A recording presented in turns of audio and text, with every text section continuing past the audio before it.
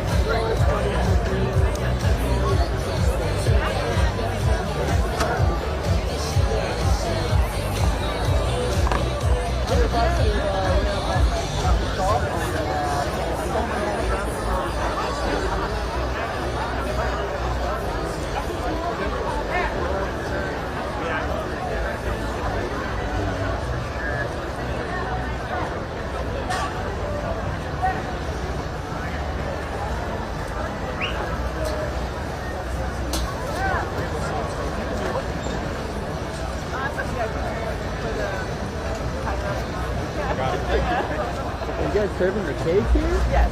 Oh, cool. Yeah.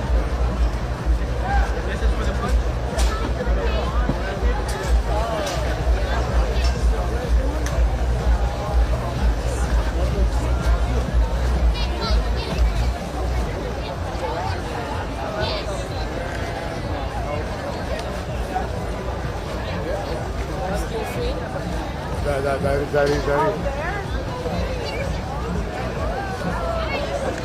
you go.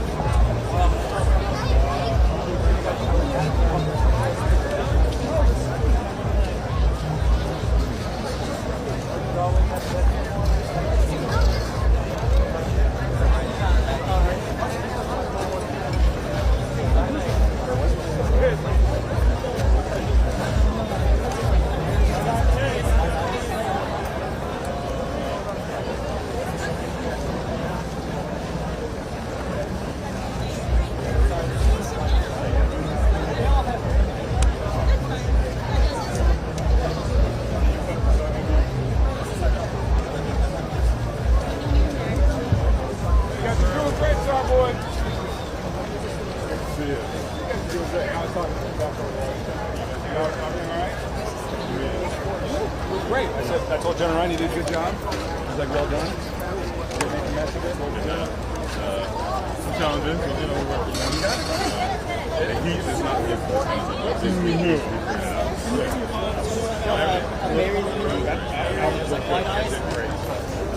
I talked to the filmmaker and he said he talked to trying to see if he was trying to the schedule didn't work out, but can you swing this and they find it?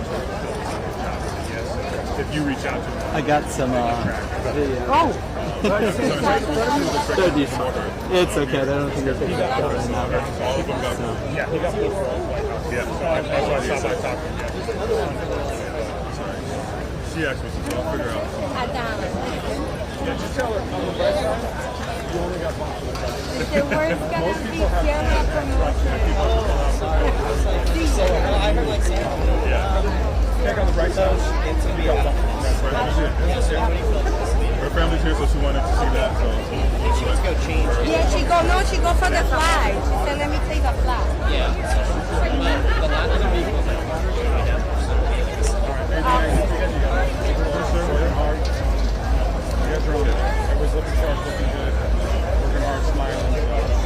yeah, they turned out pretty good. We're expecting the weather to be crappy, rain, uncertain, but It'll be nice to a little colder, but it's not. Awesome. Hard at work, documenting. You guys are the best. All right, well, I'll get out of here. you guys are big.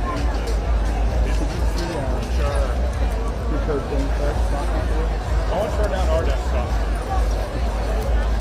I'll never turn down our desktop. I don't. Oh, crap. Oh, I'm sorry, man. oh, that's kind of like white ice lemonade. Stick your head in for 10 minutes. Maybe. I gotta drain the rest of my battery life here. Do they have a power in there? Power? Yeah. I think it was fuel charging. Think that?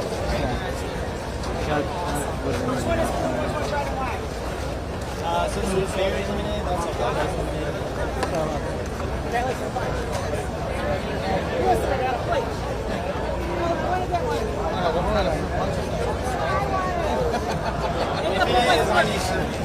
Thank you for your service, y'all. Thank you, guys. Oh my God, are they recording me? Oh, that's...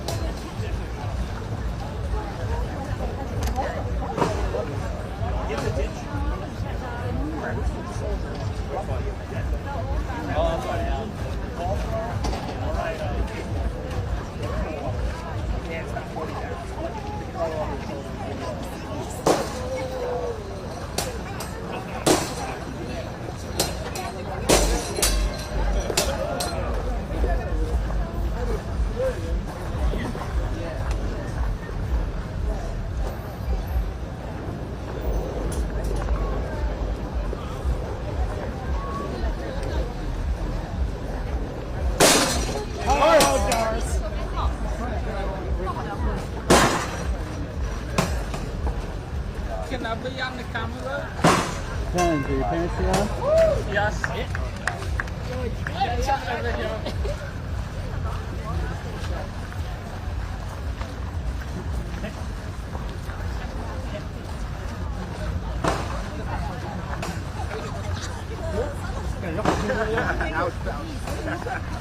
Look. Yes.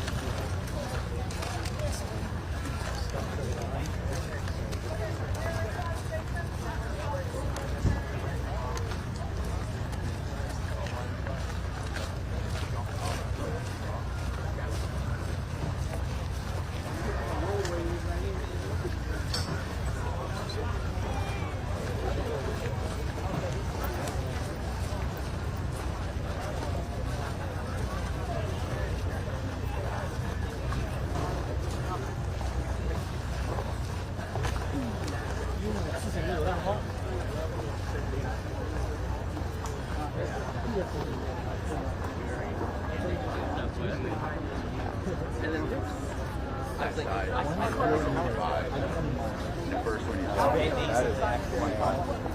like from here to...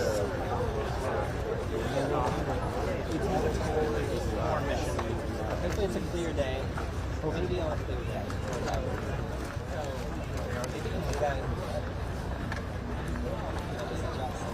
There's probably all sorts of like artillery,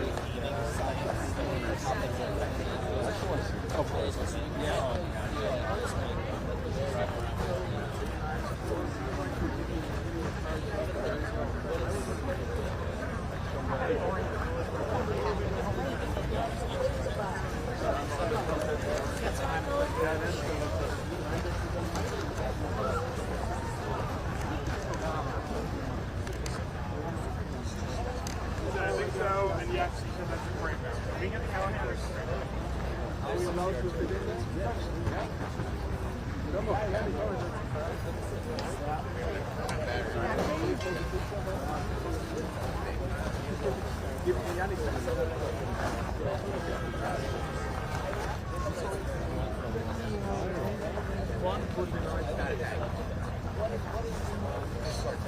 Gut, einer muss auch von der Hand sein. Ich würde gern, ja.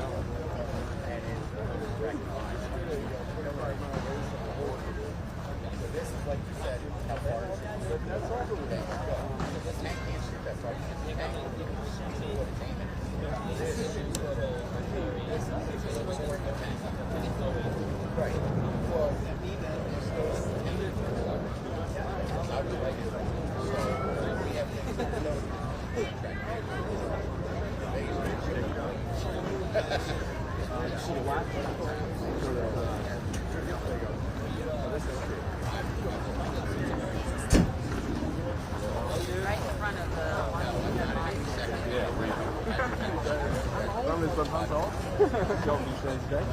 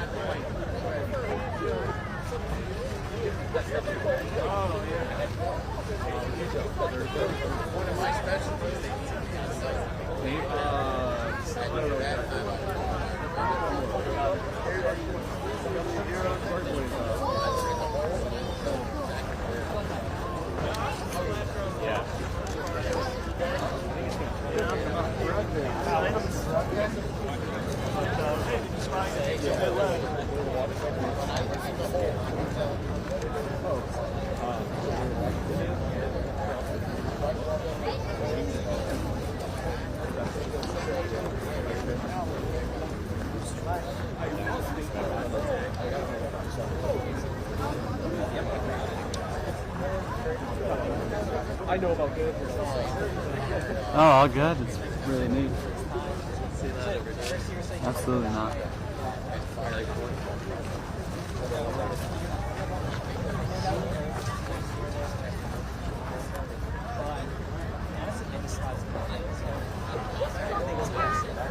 Stand next to the test.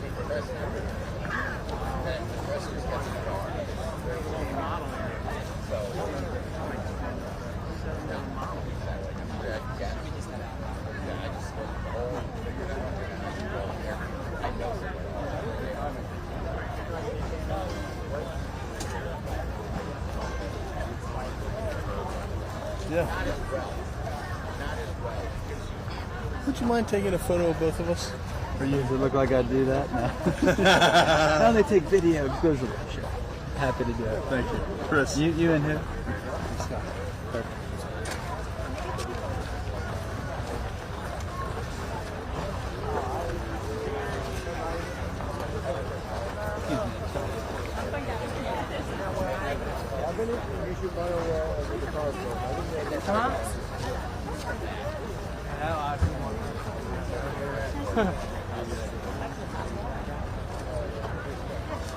So far? What's that? You doing a highlight you want to share or a reason you wanted to come on out? Well, I wanted to see things fly through the air. Oh my gosh, yeah, the flyovers. Yeah. The parade is what you're It's 6:30? pumped for. It's, yes. The program starts at 6 officially, but I think 6:30 you want to get over Somebody there. told us it's somewhere else.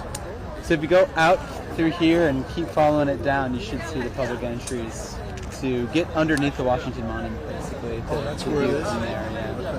There's a lot of big screens, but Cool. like I said, I mean, if you're interested in doing a quick interview, I'm happy to help you guys. It's up to you. I don't know what we'd say.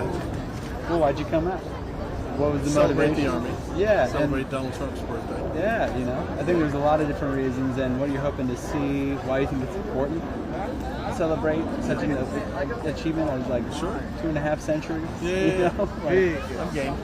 yeah. Be You guys interviewed? want to? You got it. I'll take a video. I don't have any makeup on. Let's Provide take the a makeup. step to the side here, so we don't have the same perspective. Get a little different angle on the tank here. And you're pressed for the Army or what? I'm with the Associated Press. Okay. But, yeah. Ooh. You're the ice shirt? Ice shirt guy. Yep. We've only been in existence for almost 180 years ourselves. So. Right. We want you Covered guys the to be a Army little, for many, many years. we want you guys to be a little bit more balanced. That's why he said boo. Sure. Let me double check a couple things here. Okay. I think I got my microphone working. I'll be off to this side of the camera the whole time. What's that?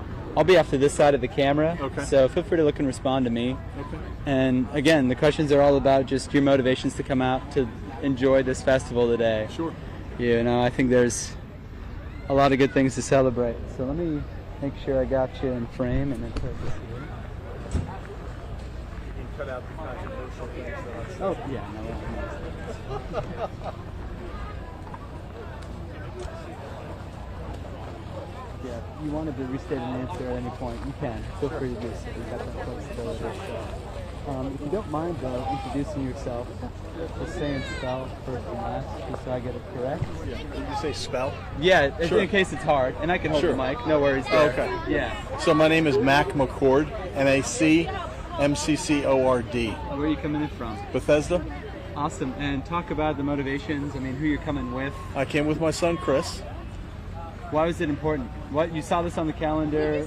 What are all the motivations and things that you wanted to come out and see and celebrate? Yeah, so I'm patriotic. I wanted to celebrate the military's 250th birthday. Wanted to celebrate Donald Trump's 79th birthday. And I wanted to see the military equipment and the flyovers and things like that. I honestly also wanted to see some protesters. We're not going to see any. They're Yeah. too afraid to come out, but wanted to see that, you know, up close and personal. Yeah, So- and definitely I think there's some throughout DC today, yeah. but I think they're in a different section. A lot of them went to other cities across the whole country. And Yeah. you've heard of that term, the No Kings. What do you make of that protest? What would you want to say to a protester? I don't know I don't know anything about the No Kings. I assume that what it means is that they don't want Donald Trump acting like a king, and he's not.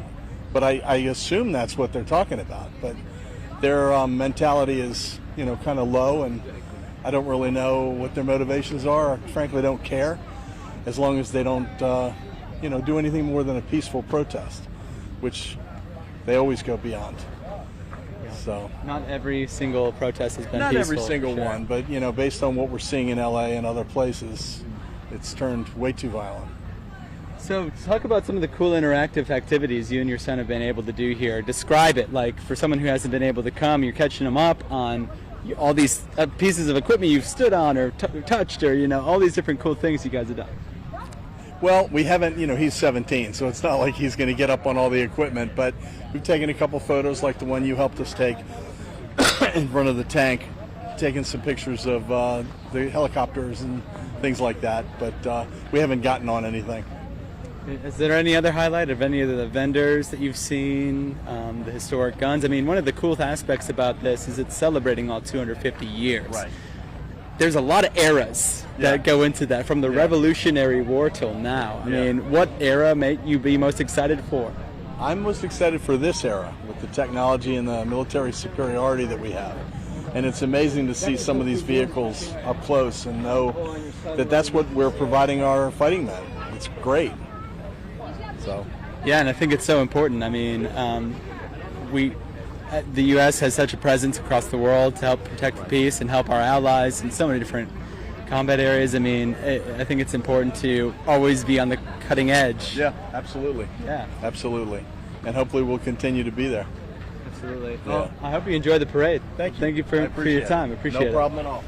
Take care. Yeah, you too. And hope you guys stay cool. It's a hot one today. Cheers.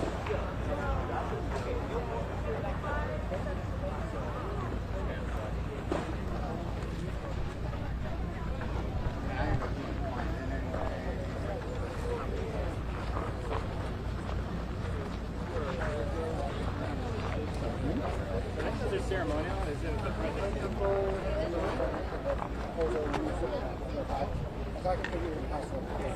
Three, two, one. We're gonna take another one. Another one.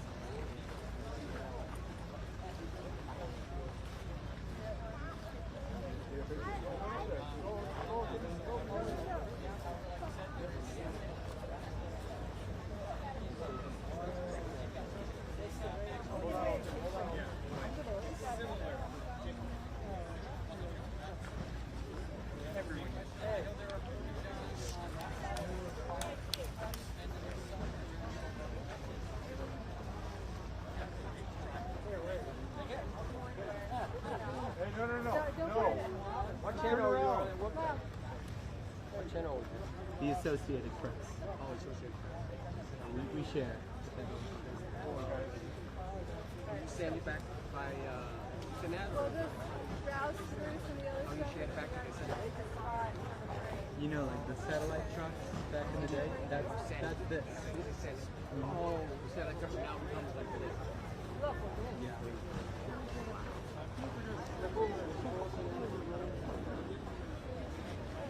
How are you enjoying the festival? Oh, really?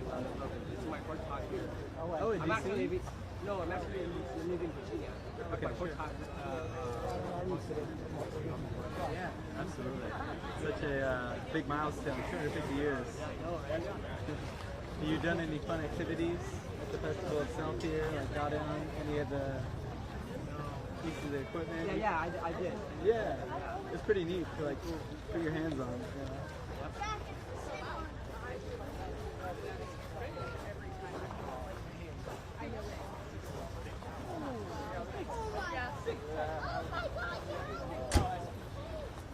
All right, nice talking to you. Likewise. Take care.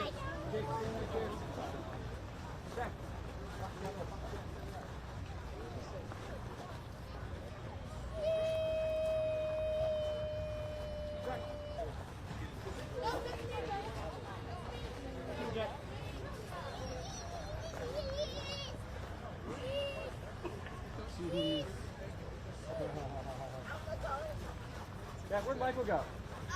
There he is.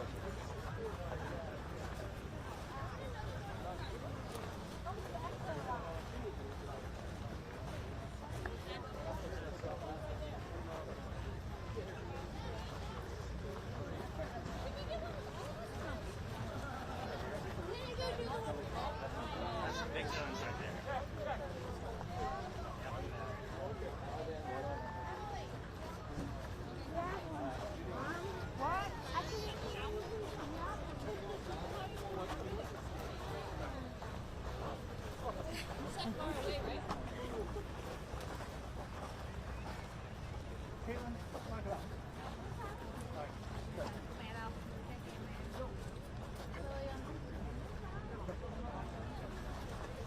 Stand over here though, girl. Stand over closer. So you'll be big. Okay, right there, right there. Go.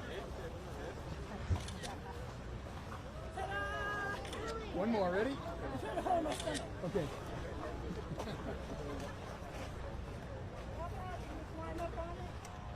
I don't think so. I don't think so, no. So attractive. No.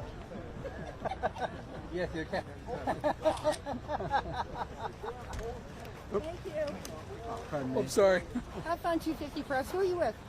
I'm with the Associated Press. Oh, this is nice. just the Are you regular- rolling Hey, now? Pete. Yeah, it's going out to the world. Sorry.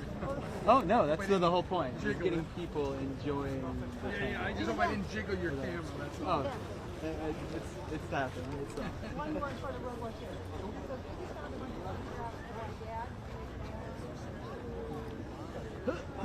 Excuse me, sir.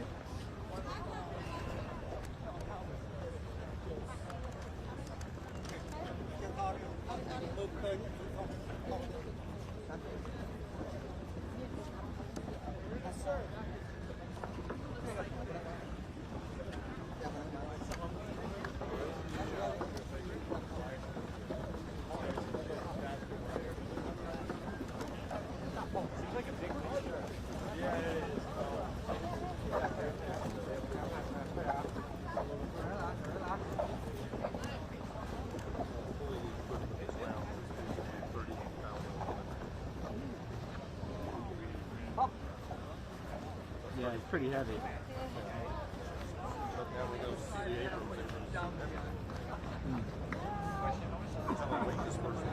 Diesel tractor trailer has 12,000 pounds of steering, 32,000 on the driver, 32,000 on the trailer, and then the spreader makes a handle for 40,000. Weight dispersion, flood might be something less than a semi-truck trailer. That's how weight dispersion per square feet. There's stuff. That weight dispersion tricks a lot of people. They were worried about bridges collapsing. And it was like, no, it's less weight than a semi. You can drive a semi-truck across it, yeah. Right. Steering is usually about 12,000 steering of a diesel truck, and then the driver's two axles. Right. Usually 32,000. Trailer's saying 32, but if they're a spreader, there's a gap between them that they kind of 40 weight dispersion. Yeah. That's what causes the concave in the roads on hot days. Oh, overtime. yeah. Absolutely. You guys enjoying the festival? Yeah, except for the long ass wait. Did you get food or? No, to come in.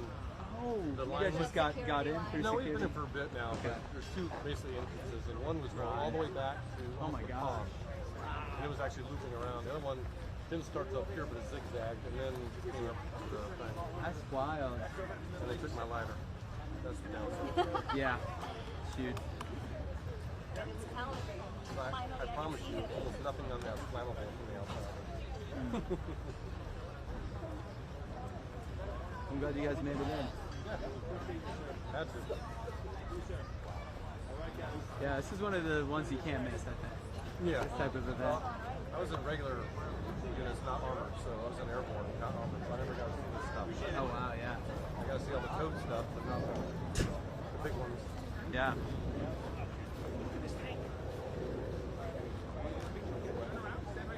You know. Well, if you're interested, I'm been doing interviews all day with folks who are coming out, their motivations to come to the parade, the festival, what they're seeing, how they're enjoying themselves, what they're up to. I don't know if you guys would be interested. Want to do a quick interview? Not with face. One. That's all right. Noise, but yeah. Happy to have someone else. I got, like I said, a lot of One. I Two. just don't like this one line. Three. Oh, great. Doesn't matter what line it's in, I guess. I appreciate the opportunity. Yeah, no worries. Hope you guys stay cool. At least it's like cooling down a little. You ever seen one of these? I need to get my fiance and I to get. So it goes up.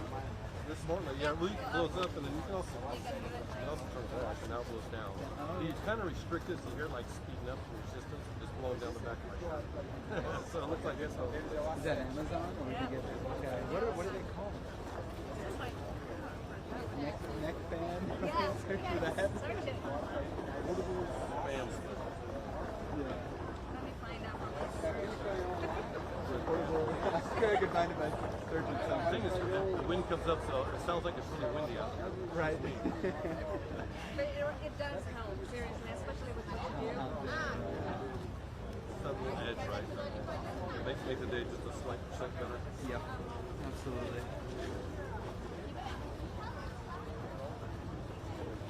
Hands-free, bladeless. Hand-free, bladeless. Like neck pad, I guess. Yep. Yeah. This one is better than mine. The one with 5 speeds. It's good talking to you. Likewise. You guys stay cool. Thank you.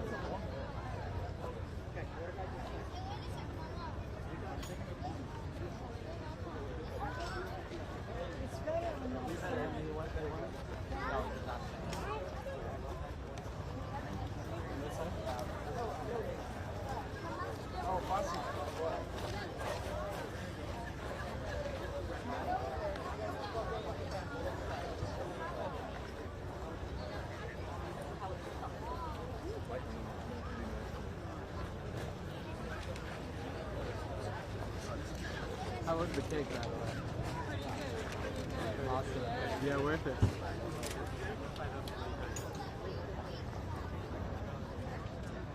So where's the lunch?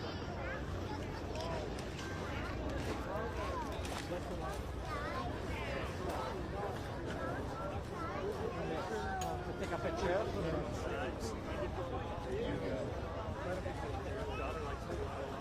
The same one you just went in.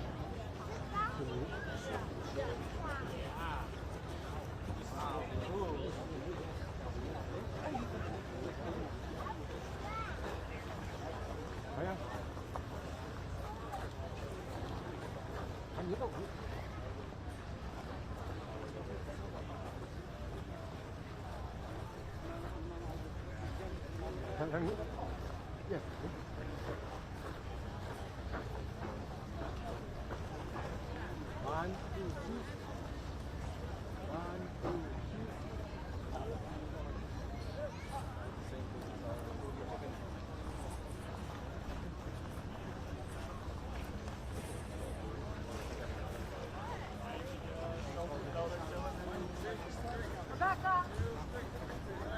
Rebecca!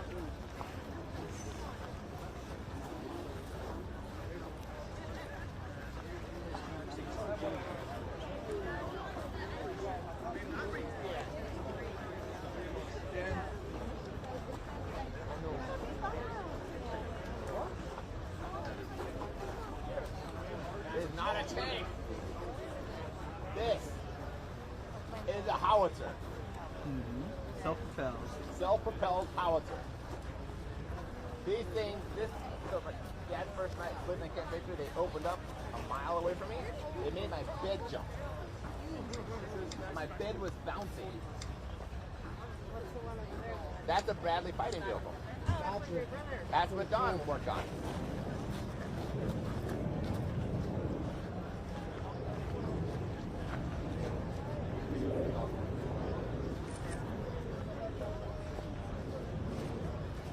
But these things are awesome.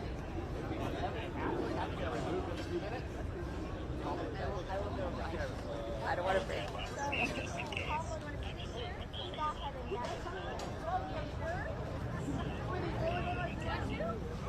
But the cool thing about this is, when we were in Iraq, instead of pillboxes, where we figured out that for different areas on the city, we all fire into them whenever we got sniper calls. Armored tower, call it 1109. All right, Smitty, we can go that way.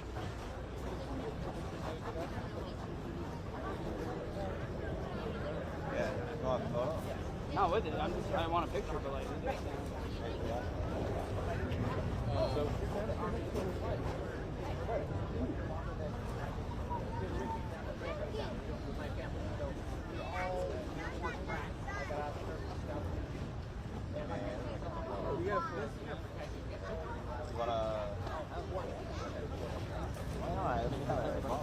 You want to go?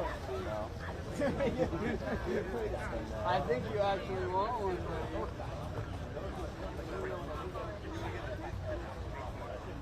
Oh, yes. Go get the Washington. Yeah, bro, so I think you want to dip. You, I mean, I'm well we went out with the army. The army was on the cheese, I was on the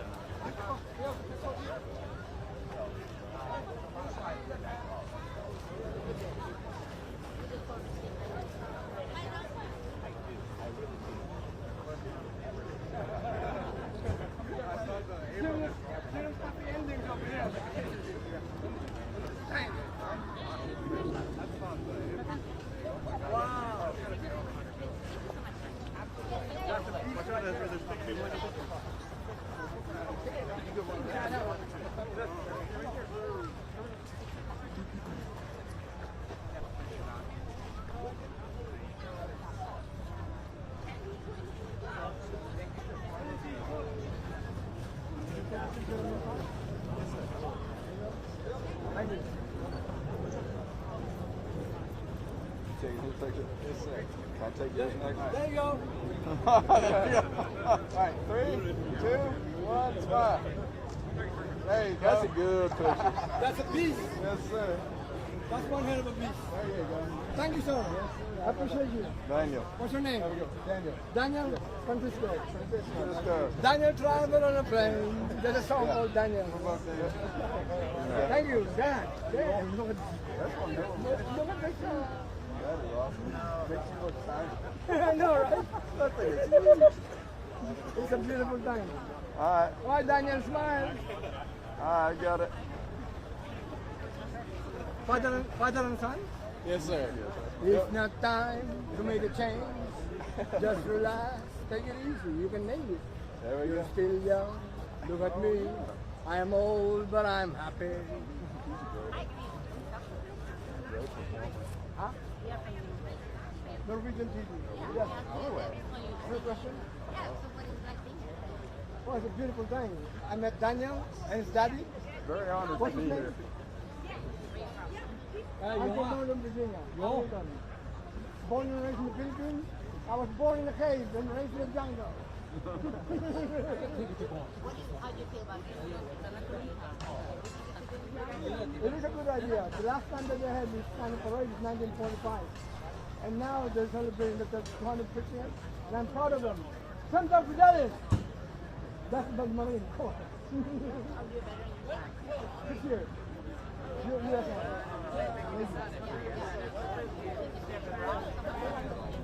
yeah, Japan, Germany. Just two countries. Hello, Norway, the Norwegian, right? Let's see who can. Not personally. Look at all these people wanting to speak English. I don't know where to speak, but I'm here for the parade. I'm here for him. I voted for him. And 2028, he's coming back again. Saying, amend the Constitution. Well, there was a gap now, you know what I'm saying? For 2028, he's qualified. 79, 80, 81, 82. 82. 36. I know he's ramping it up.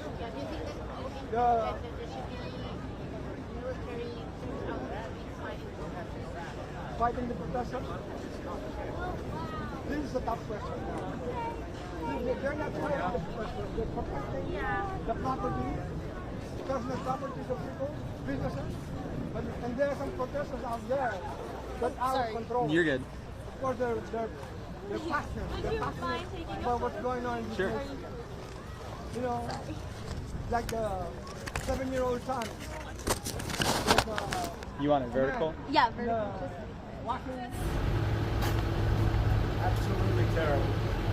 Absolutely terrible. And they're looking for that particular man right now. Thank you. How concerned are you about potential attacks on U.S. forces in Iran?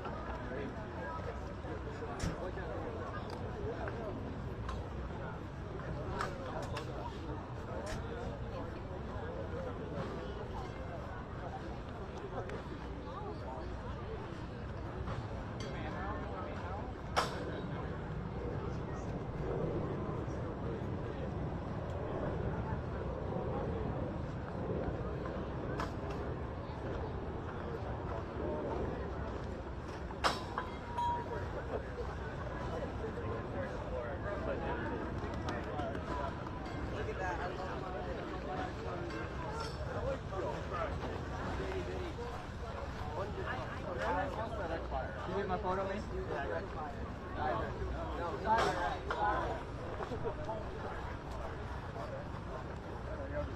I'm trying to get everything. Oh, I want a photo. I want a photo just you. We get a photo just you, and then we'll do a selfie. 1 second, 0.5 minutes. Alright, go ahead, let's get a selfie.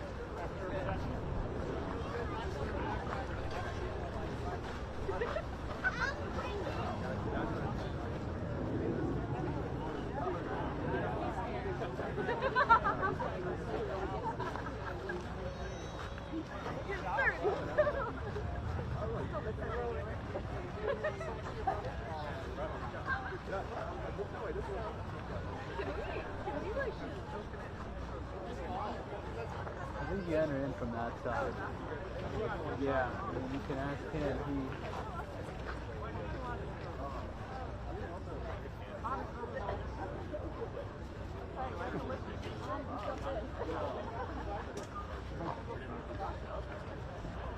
Yo.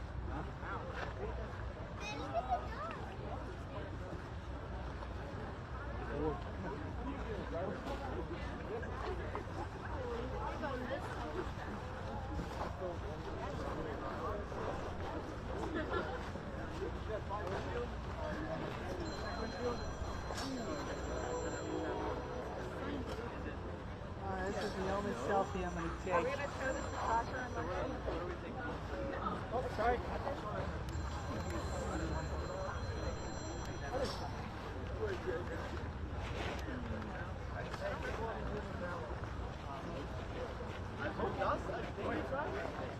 Ich weiß ja nicht, ne? Da kriegst du überall einen Parkplatz. You're good. That's fine.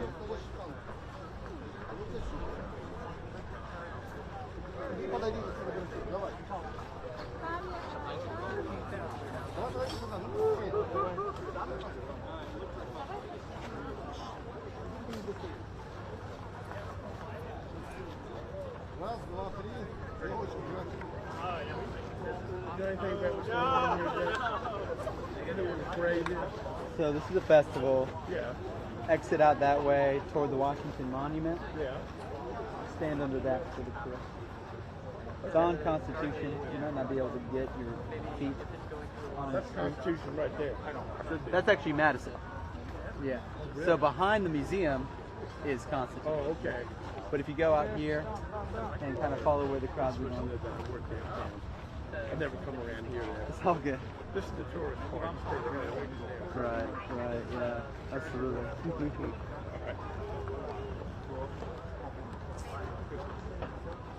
So obviously, there's no paladin units here. They run that shit all over to Texas. Oh wait, there are. They could have just used one that was local.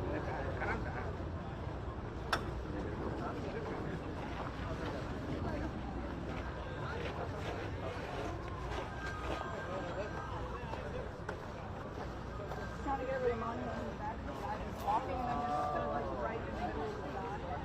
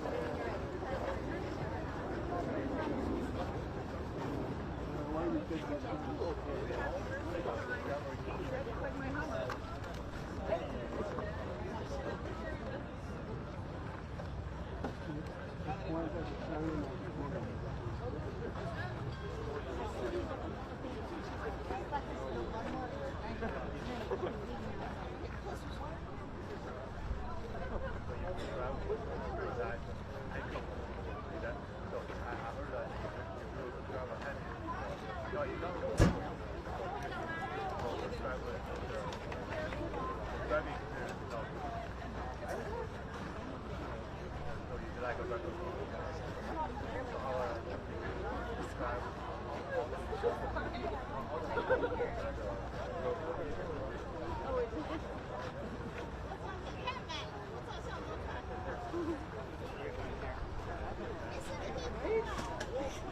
tank, the monument.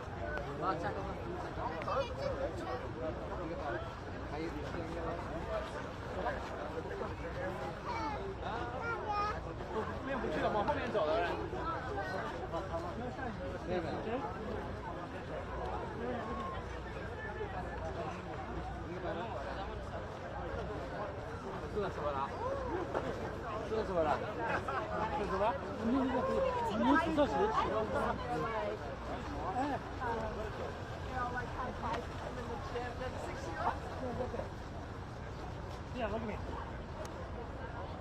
Come here.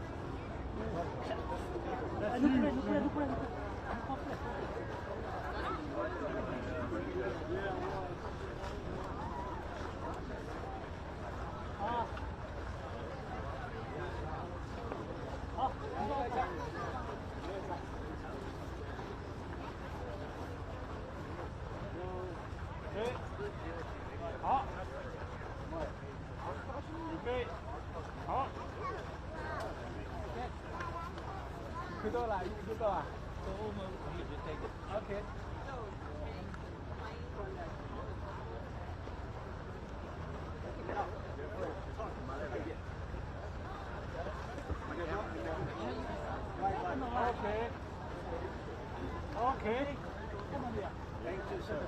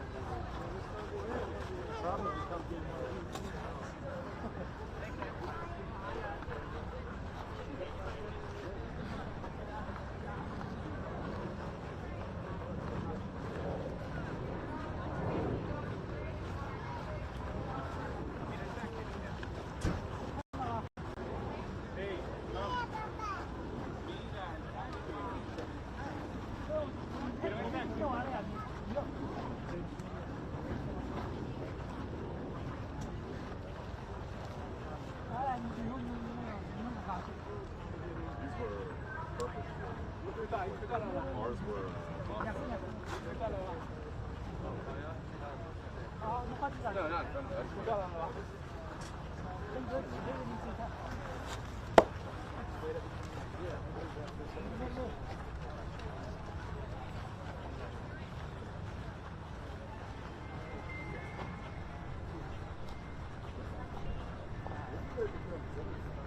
Okay.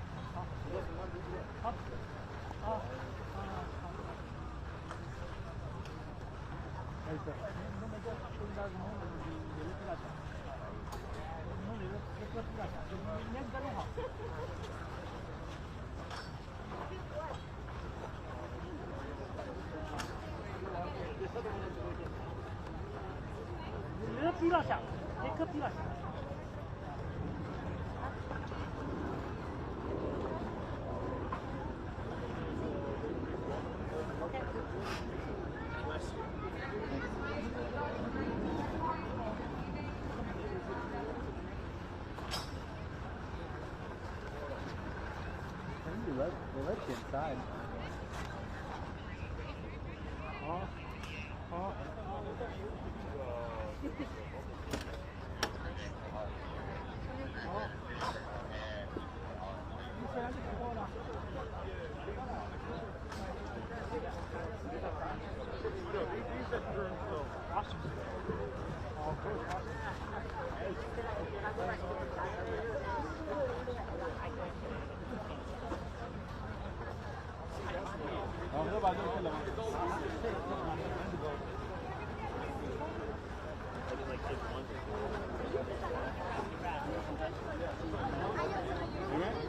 If I switch it to a lane from In front of the what?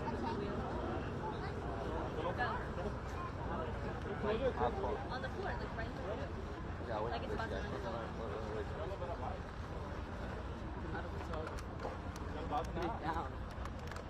down. Yeah. Take like 54. 54 photo. Just one pose. 54 to 114. Oh man.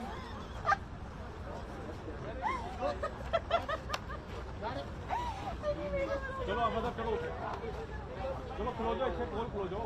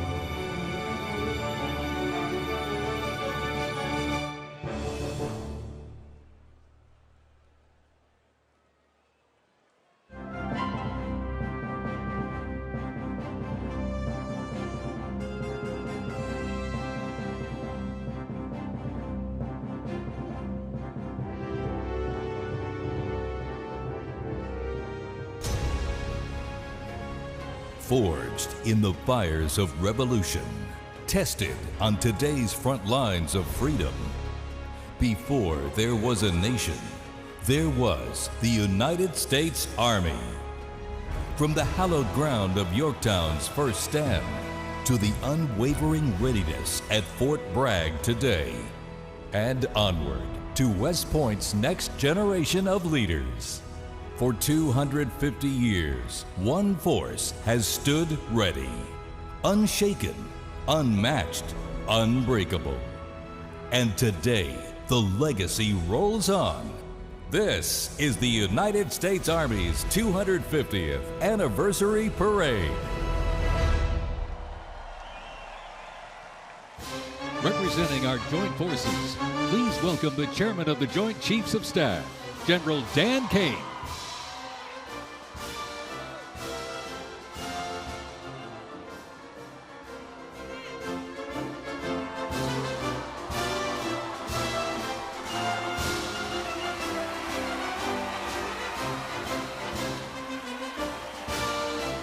Joining us, the Secretary of the Army. Please welcome the Honorable Daniel P. Driscoll.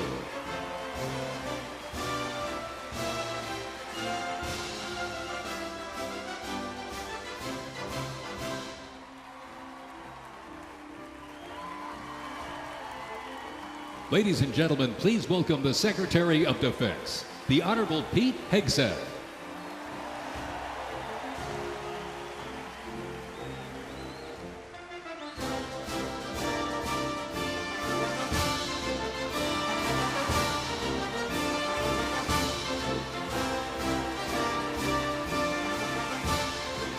Ladies and gentlemen, the Vice President of the United States, J.D. Vance, accompanied by the Second Lady of the United States, Usha Vance, and their 3 children.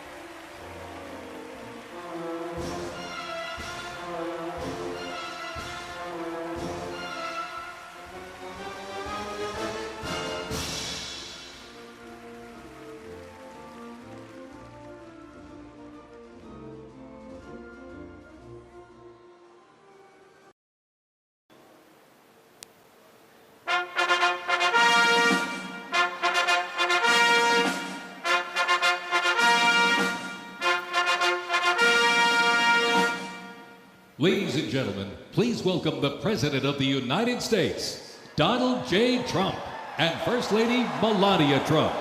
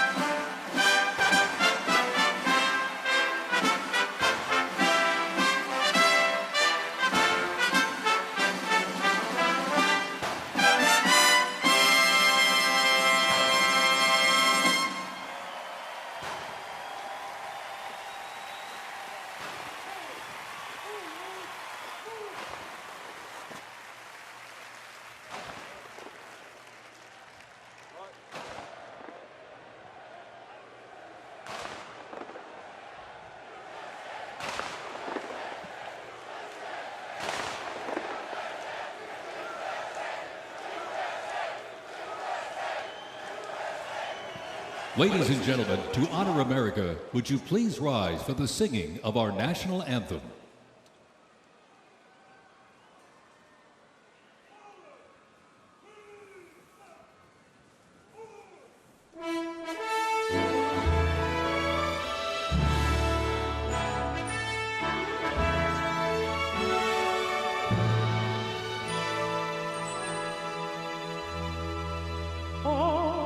Say, can you see by the dawn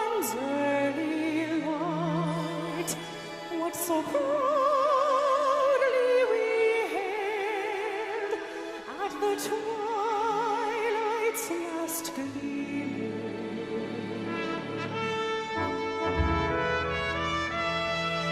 whose broad stripes and bright stars through the perilous fight, ramparts we watched were so gallantly streaming.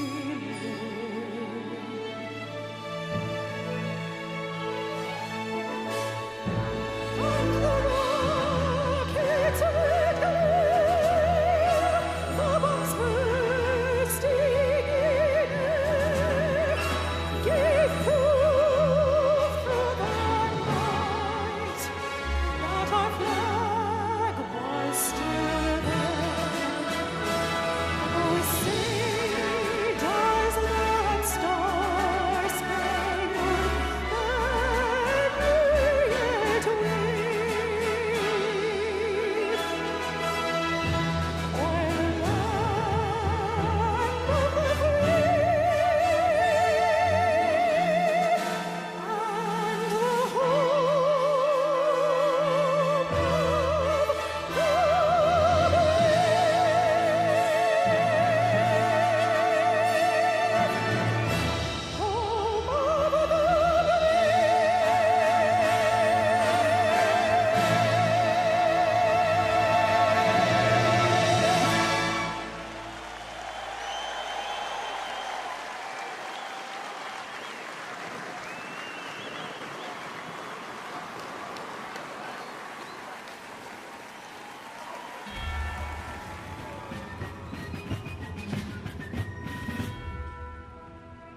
Before we even had a country, we had an army.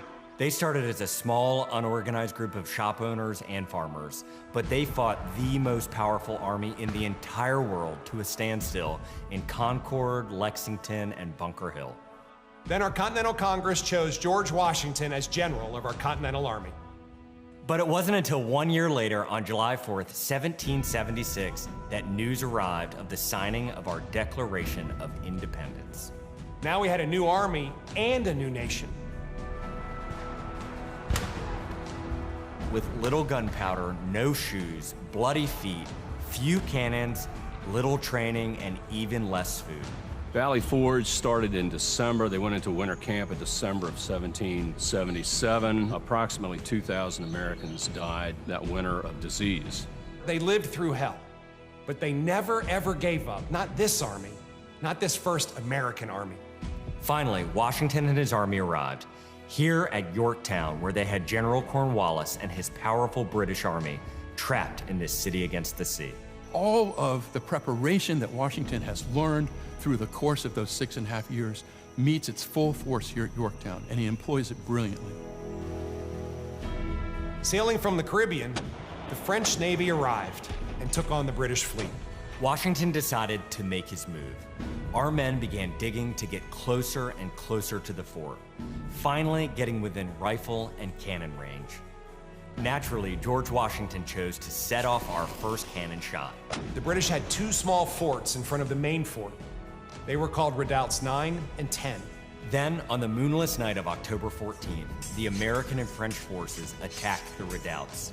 The hand-to-hand combat with bayonets, knives, and fists was bloody, to say the least. But within an hour, we were victorious. And as the sun came up the next day, Cornwallis looked out and realized he was in serious trouble. So he prepared an all-out, desperate counterattack. It didn't work, and the British were forced to surrender. We were supposed to lose to the best army and the largest and most professional navy in the world. But our young army had won the war and our freedom. The freedom we hold so dear. And 250 years later, for what started as a ragtag group of shop owners, has now become the most powerful army in the world. Today, many things are very different from that army here at Yorktown, but one thing remains the same. An undying passion, guts, and love for our country remains deep in the heart of today's army. When I look into their faces, you can see it. That will never change. God bless the United States Army, and God bless the United States of America.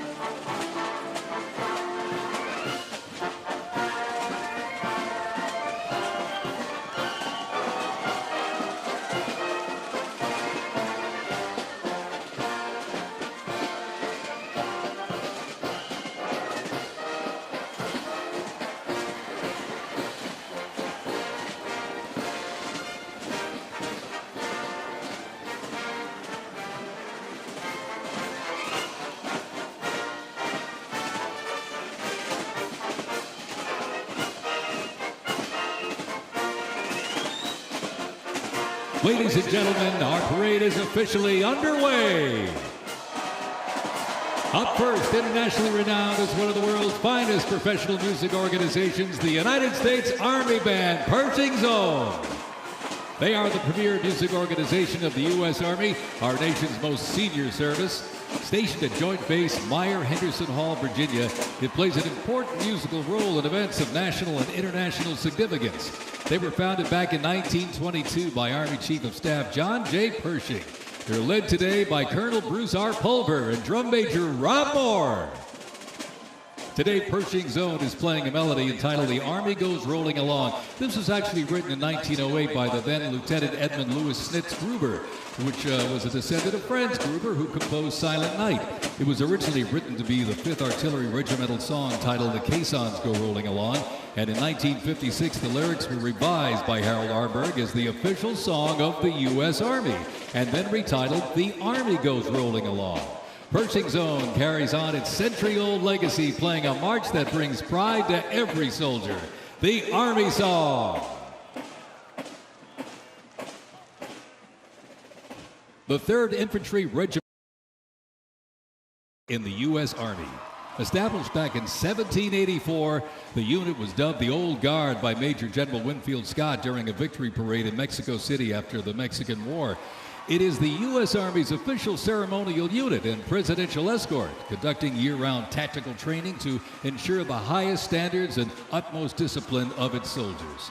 The unit routinely represents the U.S. Army and our nation in official ceremonies, major sporting events, and their own, the U.S. Army's own Twilight Tattoo. The Old Guard also maintains 24-hour vigil of the Tomb of the Unknown Soldier, while also conducting funeral services honoring our fallen heroes in Arlington National Cemetery.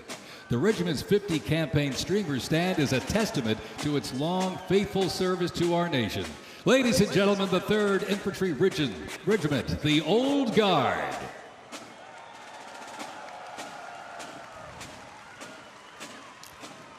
In 1775, the shot heard round the world at Lexington and Concord sparked a revolution, uniting 13 colonies and forging a continental army from farmers and frontiersmen. Against the odds, they turned the tide at Trenton and Saratoga, survived Valley Forge, and at Yorktown forced a British surrender, securing independence and giving birth to the United States of America.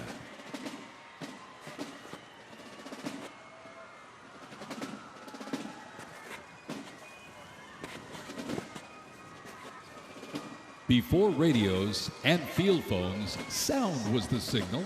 In the Continental Army, fifes and drums carried commands across the chaos of battle, telling soldiers when to advance, when to retreat, eat, even when to rest.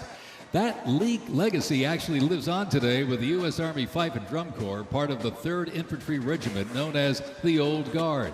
Founded back in 1960, they're the only unit of their kind in the armed forces. Performing in uniforms patterned after those worn by General Washington's musicians. Playing period instruments with patriotic precision, they bring history to life, sharing the sound and spirit of the Revolution through more than 500 performances each year, both at home and around the world too. The Old Guard, Fife and Drum Corps, everybody.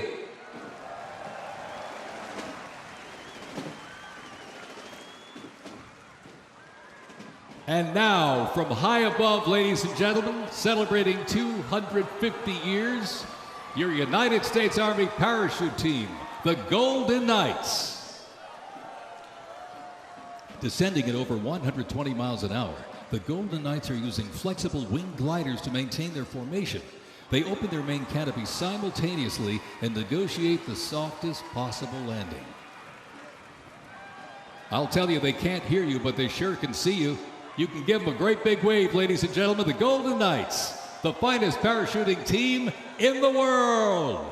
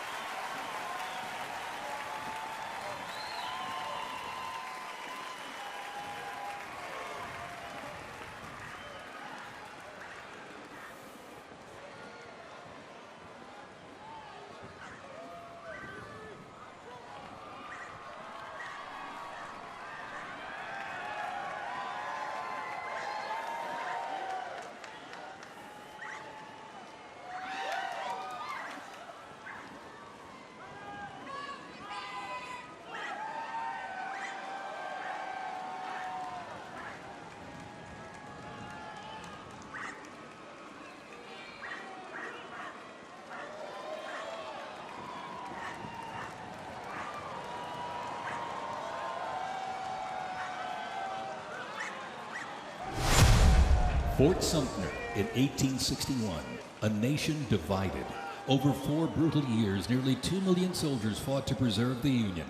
Among them, 5 future presidents and the first recipients of a brand new military decoration, the Medal of Honor. With independence won, our nation's westward expansion began. The Army moved in step, guarding settlers as native scouts lit the way.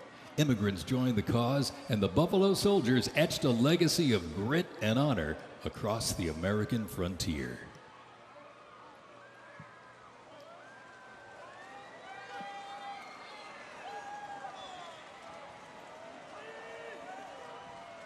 As they march by, a soldier's uniform signals their duty, their role, and their readiness.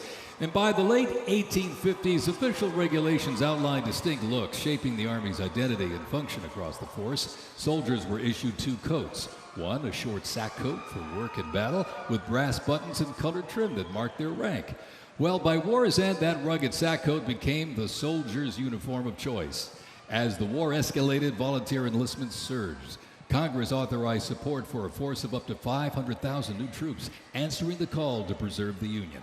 As they march by, representing the Civil War era of our nation's history, is the 4th Infantry Division based out of Fort Carson, Colorado.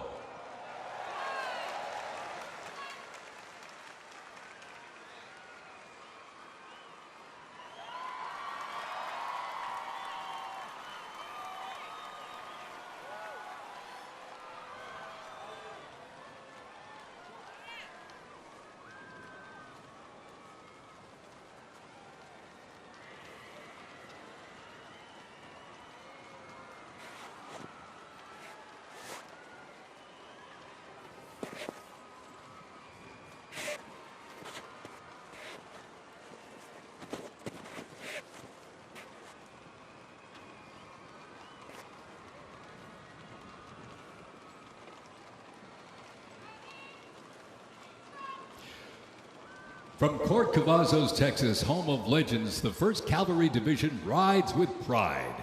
Born from the thunder of horse cavalry traditions of the Civil War, the 1st team forged its reputation on the front lines of history. They stormed Manila with the flying column, charged into Pyongyang as the first to breach the line and face the brutal crucible of Ia Drang, the first of 13 named campaigns in Vietnam where they proved their mettle. Today, that same warrior spirit lives on. You'll know the name, and you'll know them by their iconic cav hats, elite soldiers, and cutting-edge equipment. Tough, fit, fearless. The 1st Cavalry Division is a lethal, disciplined force that stands ready to fight and win anywhere, anytime, and the legacy rides on. This is the Cav.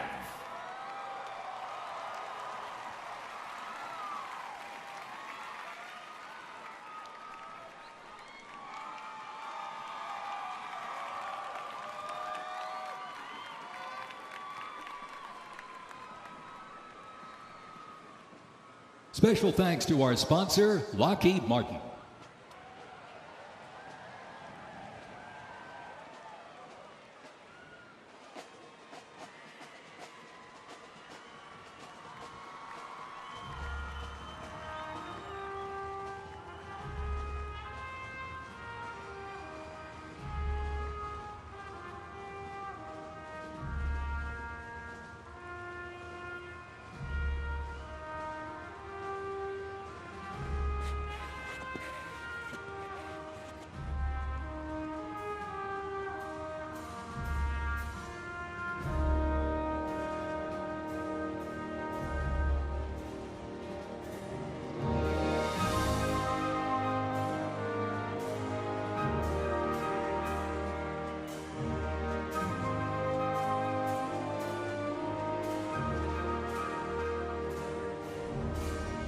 In 1914, years of escalating competition between European alliances culminate in the outbreak of the First World War. The two sides engage in the savage war of attrition, defined by opposing trenches, barbed wire, poison gas, and mass casualties. The United States initially maintained its neutrality, but was eventually drawn into the conflict in 1917. Despite having less than 130,000 soldiers at the beginning, the Army eventually grew to over 4 million, with nearly 2 million soldiers serving in Europe. In 6 months of fighting, nearly 50,000 Americans lost their lives, with another 190,000 wounded. The guns fell silent with the armistice of November 11, 1918.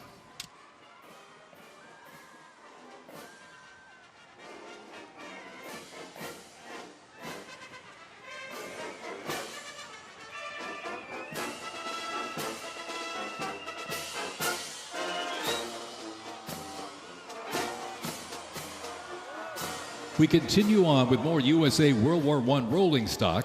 This 1918 Dodge touring car was part of the legendary 1919 Transcontinental Convoy. 3,251 miles and 62 grueling days across the Lincoln Highway.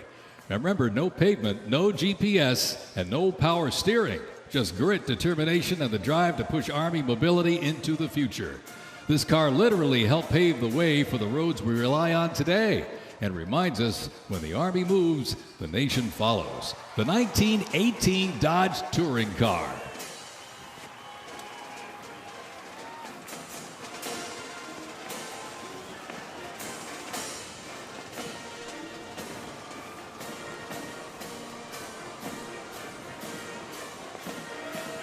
Headquartered in New York, this is the 42nd Infantry Division Band. At the start of World War I, the 42nd Infantry Division was formed with troops from 27 National Guard units, stretching across the country like a rainbow. Composed of skilled musicians from all walks of life and professional occupations, they perform a variety of musical genres. Though their mission is primarily a musical one, the members were ordered into active federal service back in 2004 in support of Operation Iraqi Freedom 3. The band has also served in support of numerous state active duty missions, including cleanup efforts following Hurricane Sandy, distribution support during COVID-19, and recently, support for New York State Corrections. Commanded by Chief Warrant Officer 2, Ethan Wagner, and led by Drum Major Sergeant First Class Drew Gans, The band is performing Over There, written in 1917 by Broadway composer and recipient of the Congressional Gold Medal, George M. Cohan. Representing the World War I era is the 82nd Airborne Division, based out of Fort Bragg, North Carolina. You'll notice the unit is wearing replica World War I uniforms signifying the soldiers who served our nation during this time. When the Americans entered the Great War, our soldiers, under the command of General Blackjack Pershing, hit the trenches in the new standard. It was the olive drab winter service uniform. Now on their heads you'll see a steel helmet with sand-textured paint built to deflect deadly shrapnel from above. Not bulletproof, but battle tough. Nicknamed the Pershing boot, on their feet was the M918, 1918 French boot. It was designed to survive the brutal grind of trench warfare. And on their backs, the field pack, rations, ammo, first aid, and a gas mask. Everything a doughboy needed to fight and to win.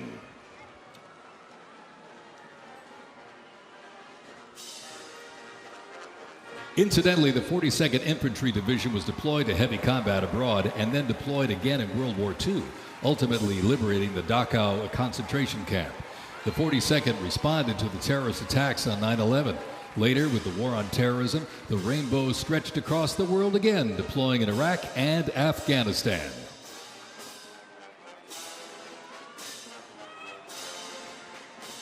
Thundering into view, the pride of Fort Sill, the U.S. Army Artillery Half Section. This is literally powered by horsepower and heritage. This elite ceremonial unit honors the legacy of the Army's horse-drawn artillery. With precision, discipline, and 6 majestic horses pulling a vintage 1918 caisson, the half section keeps tradition alive and rolling strong. Representing the power, pride, and precision of America's field artillery, this is Fort Sill's finest, ladies and gentlemen.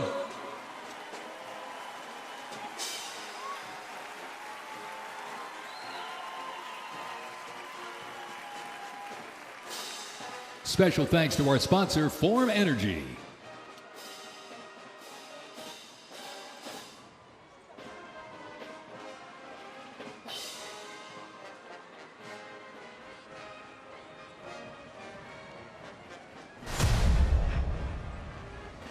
World War II, a global fight for freedom.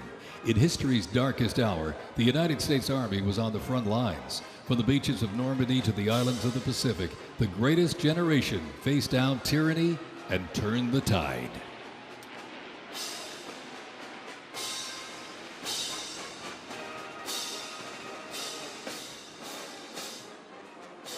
From bombers to fighters to transports, U.S. Army aircraft started to thunder across the skies in World War II. And take a look up there, ladies and gentlemen. Flying overhead right now. They are fast, they are fierce, and famously used in the Doolittle raid over Tokyo. Leading up front, the mighty B-25 Mitchell. Up next, the Cadillac of the sky, the P-51 Mustang. From the sky, we're back down on the ground. In World War II, one vehicle led the charge, the legendary quarter-ton 4x4 command recon vehicle, the Jeep. You might have a Jeep in your driveway, but not like this. The U.S. Army truck quarter-ton 4x4 command reconnaissance, better known as the Jeep, was an iconic vehicle of World War II and was the world's first mass-produced four-wheel drive vehicle. The Army used the Jeep for almost every military activity, including command vehicles, scout cars, and medical ambulances. Fast, rugged, the Jeep became a symbol of American ingenuity.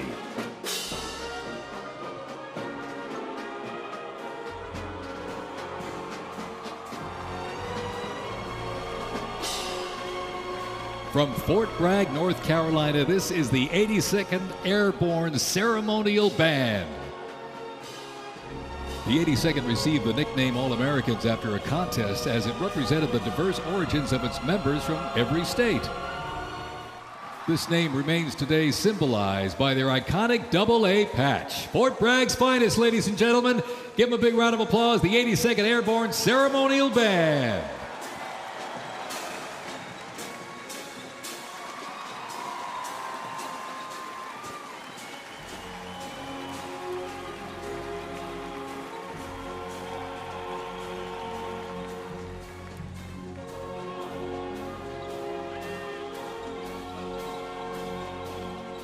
In a global fight like World War II, the U.S. Army knew our troops needed more than courage. They needed innovation. Uniforms evolved for every environment, but olive drab remained the mark of the American soldier. Shaped by lessons from the trenches of World War I, the Army introduced two battlefield essentials: the M1 helmet, tough, stable, and built to protect under fire, and the M1 Garand rifle, powerful and fast. It gave American troops a very clear edge. General George S. Patton called the M1 rifle the greatest battle implement ever designed, and history proved him right.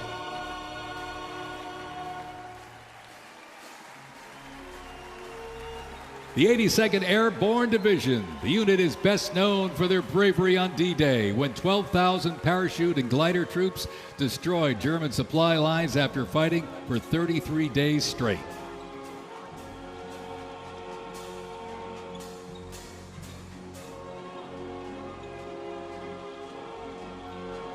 The 101st Airborne Division, based out of Fort Campbell, Kentucky, traces its lineage back to 1918 when it first established as the 101st Division. Known for their ability to rapidly deploy across the world, the unit has held a crucial role in operations since its inception. From parachuting behind enemy lines on D-Day to leading helicopter assaults in Vietnam, the 101st redefined modern warfare. In the 50s, the Screaming Eagles stood tall at home, protecting the Little Rock Nine during the fight for civil rights. In recent decades, they've been sent across the world with stints as far as the Middle East, where they took part in Operation Desert Storm and participated extensively in the war on terrorism in Iraq and Afghanistan. The Screaming Eagles continue to lead the way as tomorrow's division in today's Army.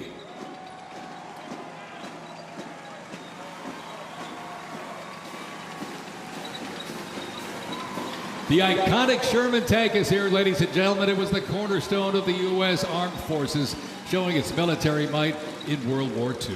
It became one of the most influential tank designs of the 20th century. The M4 tank was nicknamed the Sherman tank after Civil War General William Tecumseh Sherman. Actually, it was named by the British.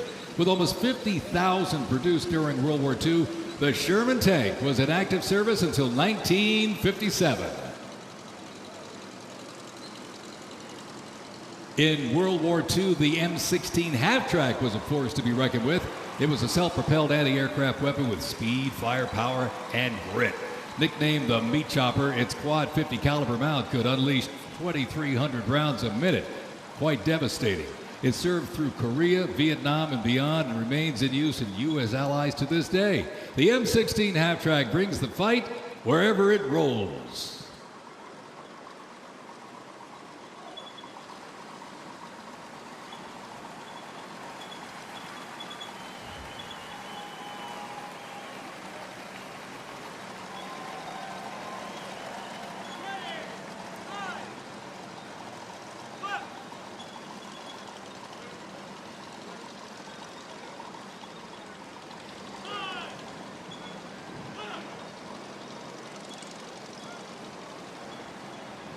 The U.S. Army Transportation Corps motto states, "Nothing happens until something moves."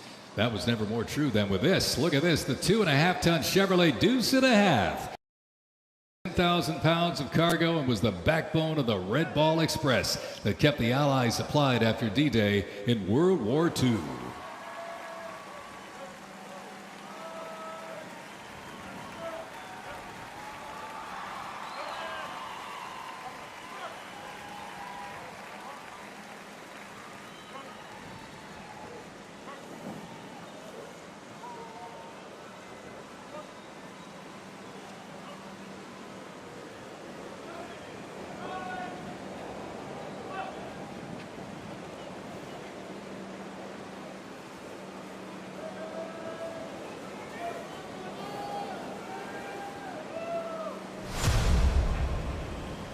The Korean War, often referred to as the Forgotten War, began on June 25, 1950, with the North Korean Army's invasion of South Korea.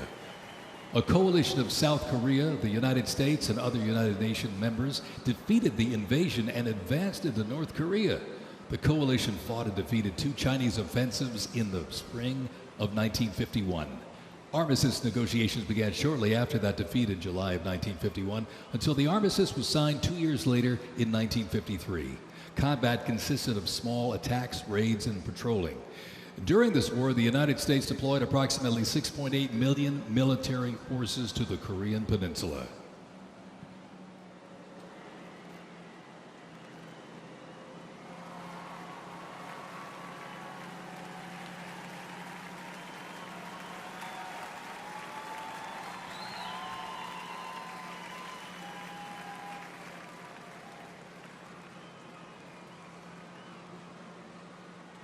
Special thanks to our sponsor, Coinbase.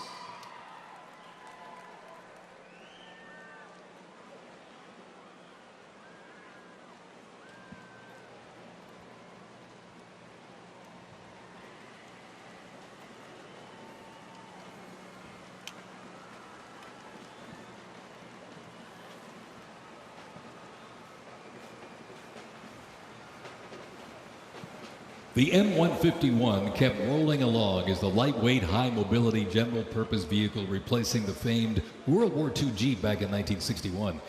Officially named the Military Utility Tactical Truck, or MUT, most servicemen generally referred to it as a Jeep. The vehicle spanned more than 40 years in 4 manufacturers and were everywhere that the Army was deployed.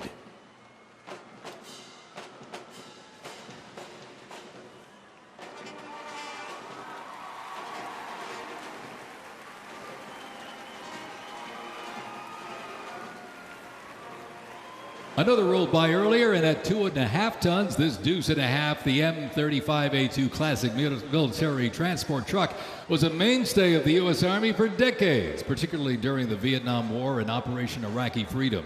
The deuce and a half proved its value moving cargo, supplies, and soldiers. Its capabilities include up to 5,000 pounds off-road and 10,000 pounds on-road, making it ideal for moving just about anything. In the jungles of Vietnam, the U.S. Army faced a new kind of war. Helicopters became the new workhorses of battle, delivering troops, firepower, and supplies into some of the most unforgiving terrain on Earth. This is the U.S. Army in Vietnam, the era of air mobility, fierce firefights, and unwavering brotherhood.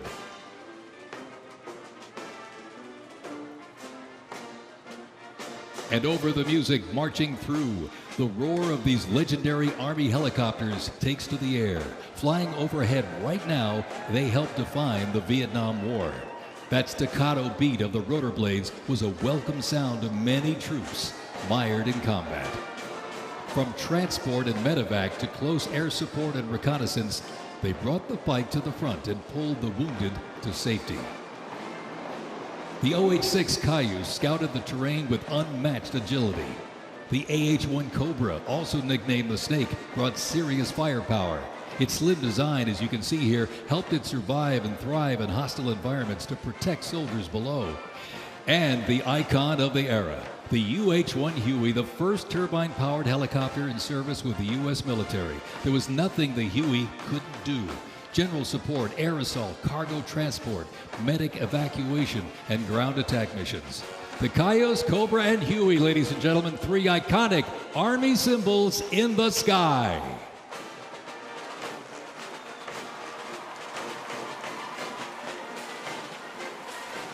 The 1st Cavalry Division Band, based out of Fort Cavazos, Texas, has played a vital role in U.S. military history. Since its origins back in 1855 as the band of the 2nd Cavalry, it has supported operations from the Civil War to Desert Storm. Over time, it's evolved into a powerful force using music to strengthen bonds between soldiers and engage with communities. From World War II in Korea to the Vietnam War in Bosnia, the 1st Teen Band has enhanced morale and upheld the division's enduring legacy. Today, the band continues its mission using music to shape perceptions, foster trust, and promote national Army and division interests. Standing ready to serve, it remains an enduring symbol of the 1st Cavalry Division's legacy and commitment to duty. The band performs Hit the Leather and Ride, a march composed by Captain Robert Meredith Wilson. This piece reflects the cavalry's transition from horses to mechanized warfare, capturing the speed, the resilience, and the tradition of the division. From Corte Cavazo, Texas, everybody, the 1st Cavalry Division Band.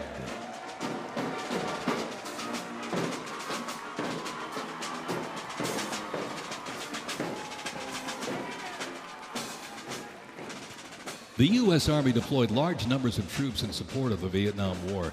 The first contingent of U.S. Army advisors arrived in Vietnam in the late 1950s, and that quickly grew to a small team of around 100 soldiers, which then expanded to more than 600 over the next decade. As the war intensified, troops' numbers quickly grew as the war between the South Vietnamese government and the communist insurgents supported by North Vietnam intensified. By January 1969, more than 364,200 soldiers organized around 7 divisions and 20 separate combat brigades. The United States began withdrawing its forces in July of 1969, and the last Army combat unit left South Vietnam in August of '71. The last U.S. combat soldier came home March 1973, while a small number of non-combat personnel remained until April 1975.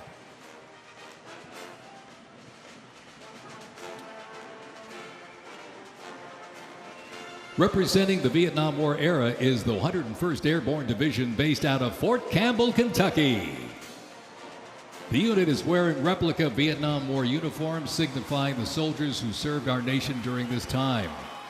Blistering heat, thick humidity, and unforgiving terrain demanded uniform innovation, and the Army, they delivered.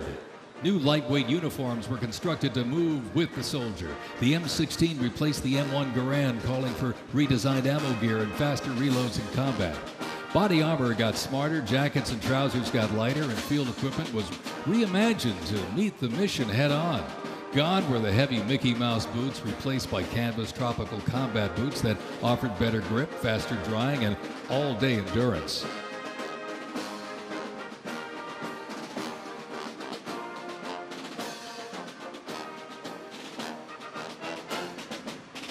Special thanks to our sponsor, Oracle.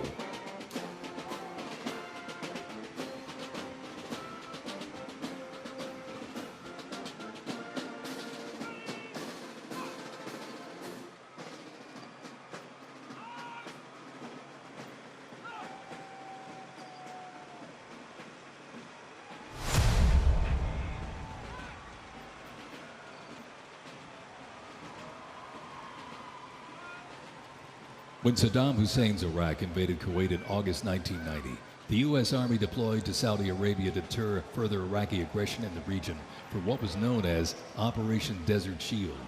By the fall, more than 750,000 troops comprising U.S. service members and coalition partners from more than 30 countries had assembled in the Saudi Arabian desert. In mid-January 1991, the U.S.-led coalition began Operation Desert Storm, which kicked off with an intensive air campaign designed to knock out key Iraqi infrastructure and weaken Iraqi forces. The ground offensive was launched in early 1991, where military forces overwhelmingly destroyed enemy tanks and vehicles. After only 100 hours of ground combat, coalition troops liberated Kuwait, and the Gulf War ended with Iraq's surrender.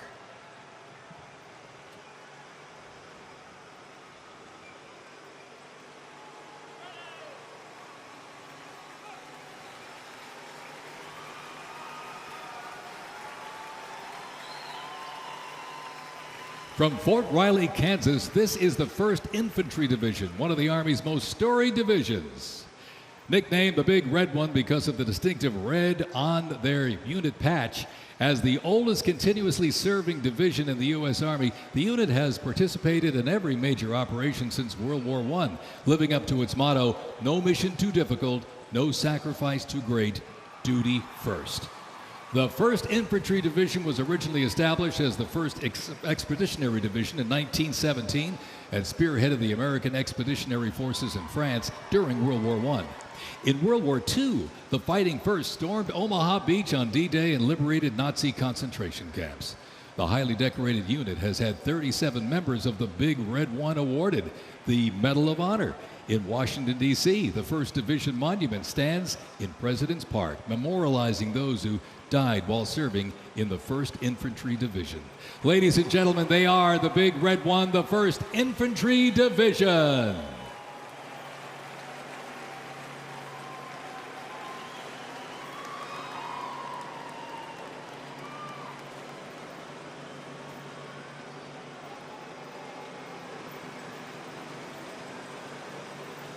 More military rolling stock. During Operation Desert Storm, the M2 Bradley fighting vehicle proved its value on the battlefield. It is fast, it is tough, and it is lethal. Named for General Omar Bradley, a leader from West Point's famed class of 1916, the Bradley was built to carry troops into combat with protection and power. Armed with a 25mm chain-driven cannon and twin tube-launched optically tacked wire-guided missiles, it played a critical role in clearing the way during the ground assault into Iraq. While the Paladin looks and sounds like a tank, it is technically a self-propelled howitzer and was first introduced back in the 1960s. Over the years, it's been upgraded to perform in versatile battlefields from Vietnam to the Soviet Union to Iraq.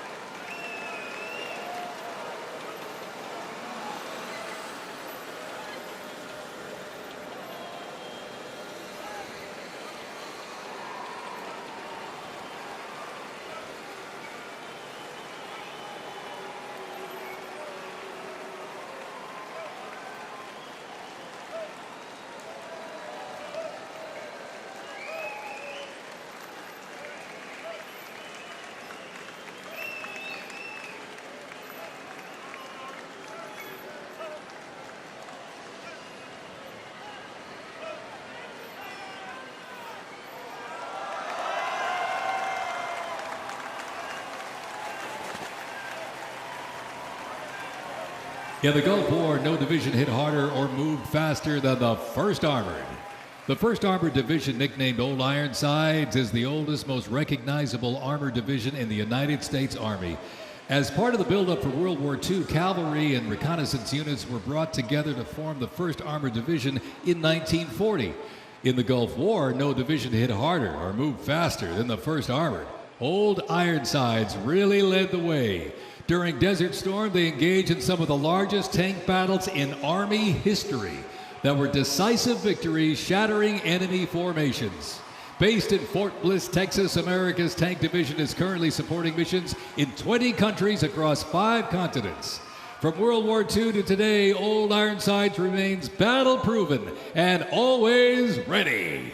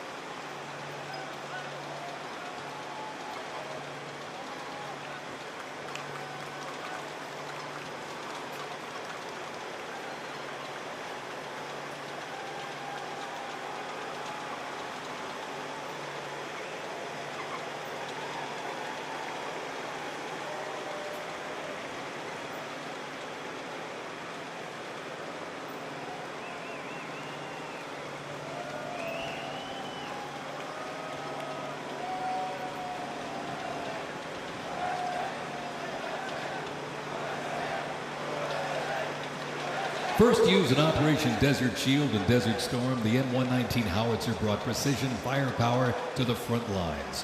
Lighter and more mobile than larger artillery, it was built for the infantry brigade, able to fire high into the air or directly at the target depending on the mission. Whether used in battery formation or as a standalone support weapon, the M119 delivered reliable, responsible fire when it mattered most. Still in service today, including on the front lines in Ukraine, it remains a trusted part of the Army's arsenal.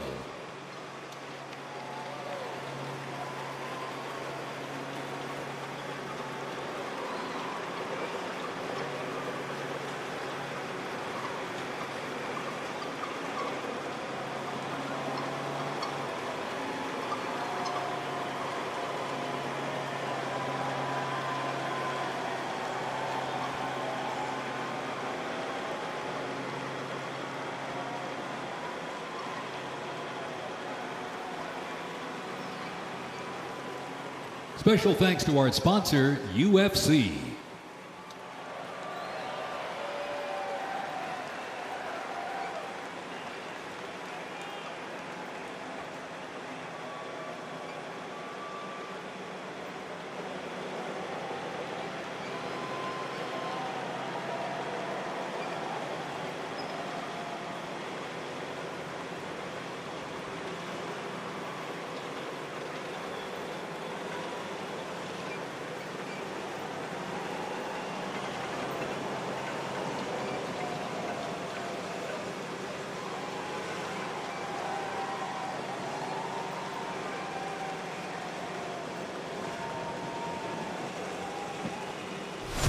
On September 11, 2001, terrorists destroyed the World Trade Center in New York City and struck the Pentagon in Washington, D.C. using commercial airliners. In response, the U.S. launched the global war on terrorism. The U.S. would stop potential threats around the world and take the fight to terrorist groups and the nations that back them. The Army immediately deployed forces to Afghanistan to destroy Osama bin Laden's al-Qaeda terrorist organization and depose his sponsors, the ruling Taliban. The 2003 President Bush expanded the war to Iraq. Soldiers and other armed services overthrew Iraq's dictator Saddam Hussein. The fight to stabilize Iraq and prevent terrorist groups from overthrowing its new government continues to this day. The campaign in Afghanistan lasted until 2021 when U.S. forces withdrew and the Taliban returned to power. Over the course of the two-decade conflict, over 2 million servicemen and women, less than 1% of the American population, deployed in support of the global war on terrorism. Most of those who served were members of the United States Army.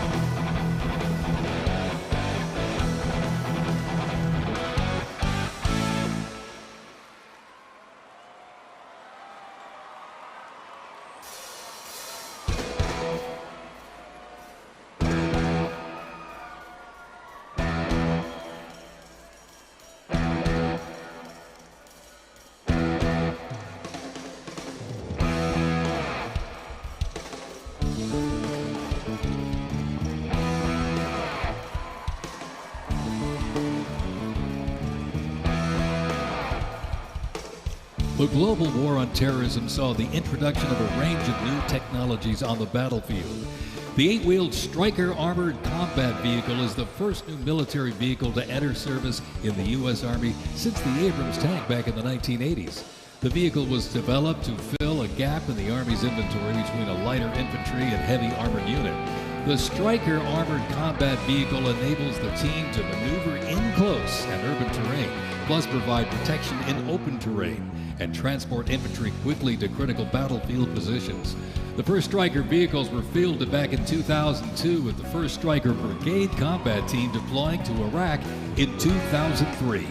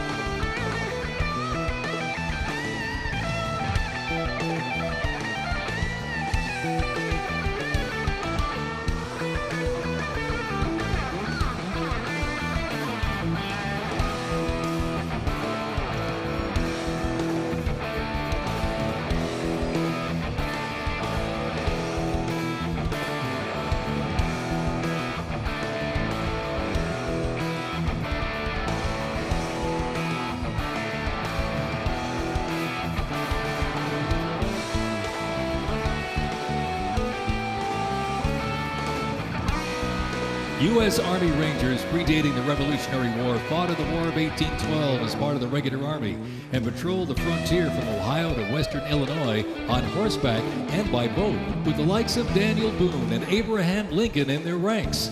After the 9/11 terrorist attacks, Rangers were called upon to lead the way in the global war on terrorism.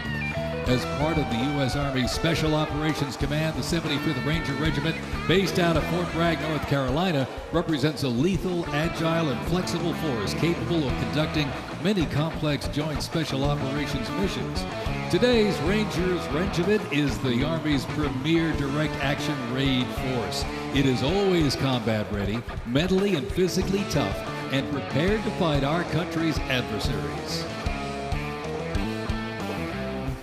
The U.S. Army Special Operations Command is an elite group of individuals trained to lead and succeed in protecting the country from their threats. Composed of 5 units with unique specialties, Special Operations works in small tactical teams, taking on the most challenging and sensitive missions. Military legends to service members and civilians alike, they take on terrorists through quiet guerrilla war-style missions in foreign countries. Ladies and gentlemen, the U.S. Army's Special Forces.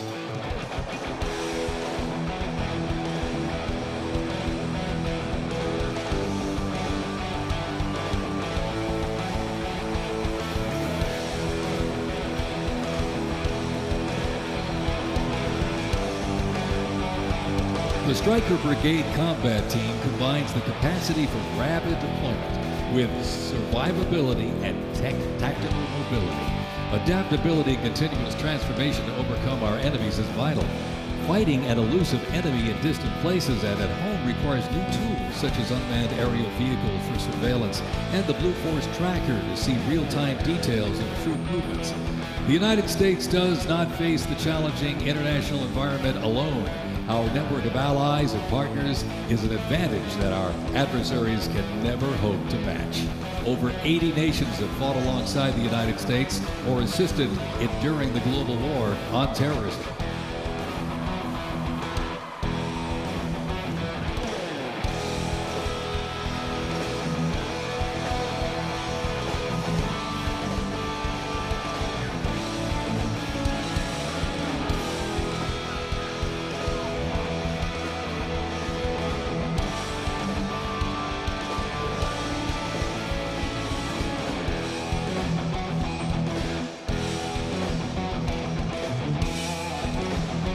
The 10th Mountain Division's climb to glory began with its establishment as the 10th Light Division in July 1943, the only one of its size in the U.S. military to receive specialized training for fighting in mountainous conditions. After periods spent inactive as a training division and as a standard infantry division, the unit returned to its roots in 1985 when it regained its Mountain Division designation. In the 1990s, the division participated in numerous humanitarian and peacekeeping operations. During the War on Terrorism, the 10th Mountain Division proved their mettle as light fighters through repeated deployments to Afghanistan and Iraq. Now, since 2002, the 10th Mountain Division, based out of Fort Drum, New York, has been the most deployed regular Army unit. Its combat brigades have seen over 20 deployments to both Iraq and Afghanistan in support of Operation Iraqi Freedom and Operation Enduring Freedom. To show America's military might, they have one purpose: to deter war and, if ordered, defeat the enemies of the United States of America. They are the 10th Mountain Division.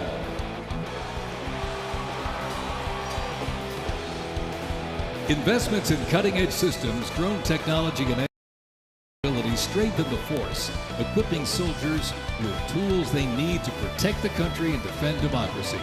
The Army has 8 Stryker Brigade combat teams, 6 in the active component and 2 in the National Guard. More than 2/3 of the 7,000 servicemen and women who sacrificed their lives fighting the global war on terrorism were part of one of the Army's 3 branches: active duty forces, the Army Reserve, and the Army National Guard. The Army is continuously transforming to deter aggression to ensure our adversaries cannot outrange or outpace us. This transformation is not just about adapting, it's about maintaining dominance, ensuring that America's Army remains unmatched in its speed, flexibility, and ability to support the nation's strategic priorities.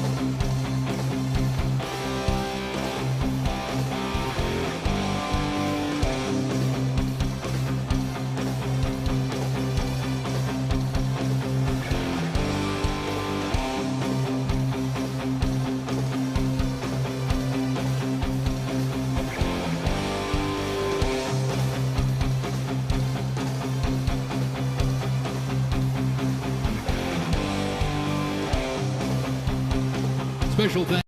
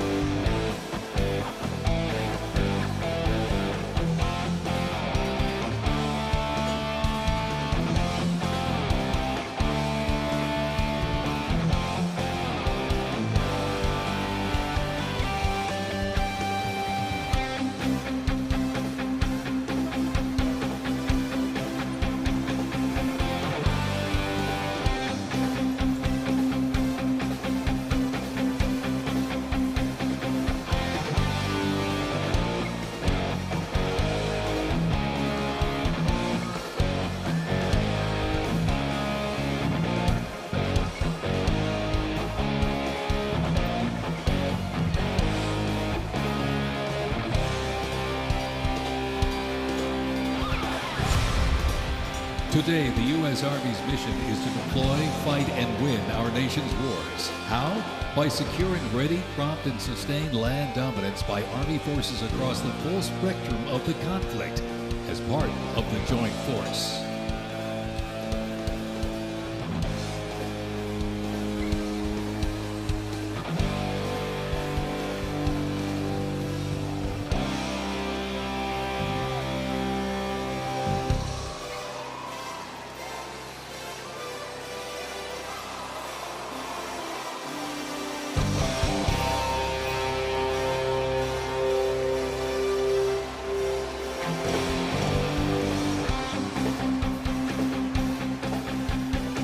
Keeping the Army forces battle-ready and nimble makes transportation for the U.S. Army a very vital element. Spread across the parade today, numerous fighting vehicles, some designed for very specific functions and others for flexibility, but they all must be maintained. With over 200,000 trucks alone, wheeled vehicle mechanisms ensure that the fleet of vehicles are ready, and these mechanics get the job done. This convoy starts with the M777, a lightweight howitzer. These lightweight howitzers may not look particularly lightweight, but are made from titanium. They are 7,000 pounds lighter than their predecessor, the old M198. Used by the Army since 2005, the M777 is currently being used in Ukraine. Weighing only 4,700 pounds, the M119 howitzer is smaller and is used by infantry brigades, particularly for air assault missions. It was first used in Operation Desert Shield and Desert Storm in 1991 and is also seeing active use in Ukraine.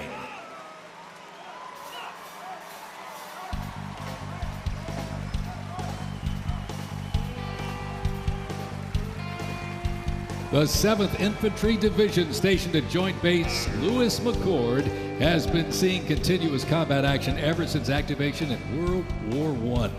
From Europe to the Aleutian Islands, Japan, Korea, Afghanistan, and the Pacific, the Bayonet Division boasts a proud history of answering the call of its motto, "Trust in Me," with resolute dedication.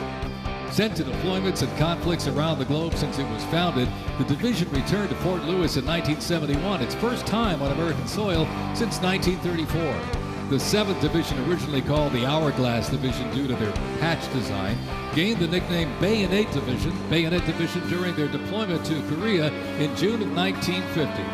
At Incheon Landing and during the liberation of Seoul, they were credited with plunging the bayonet into the heart of the enemy, with 13 members of the division receiving the Medal of Honor. The 7th enables and sustains the combat readiness of 2 Stryker Brigade combat teams and a combat aviation brigade.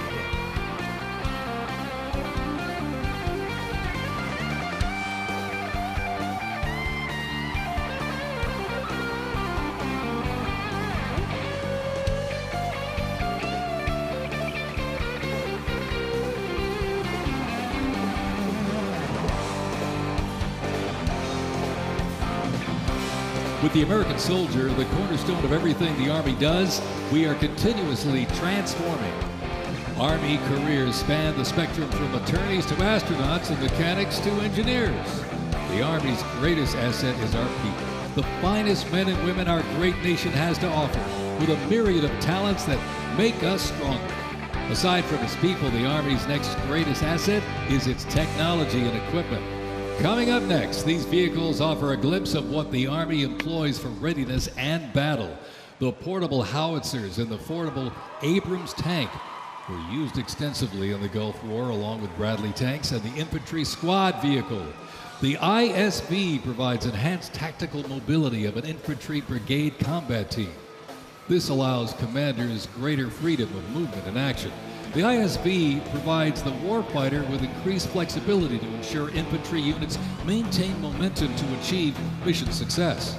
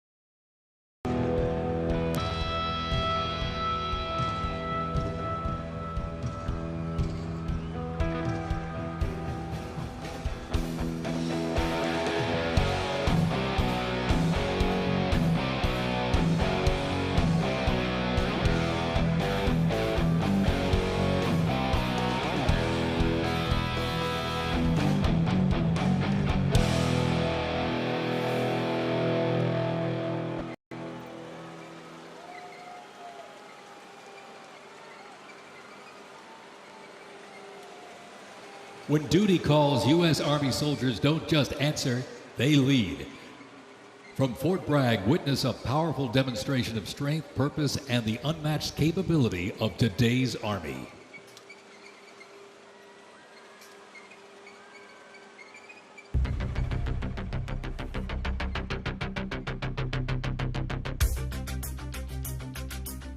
The Army has made me see my potential, and I feel like it's molded me into a better person. I grew up in a very patriotic household. My grandfather, he served in World War II, and his brother, my uncle, served in Vietnam. I can do this. If they can do this, I can do this. When I was born, my dad was still serving in the military, and him coming home in his uniform, I'm like, yeah, I want to do that. Clear for takeoff. My motivation, I think it follows in line. I think with what my family's done is kind of a sense of duty to serve our country and give back since it's given us so much. I'm a very, let's say, timid person, but definitely helped me become a more confident person.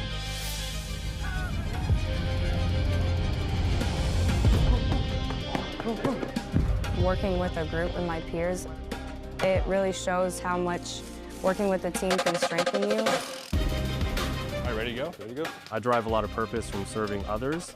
I think serving something bigger than myself gets me out of bed every day. If you follow it up, keep hard set.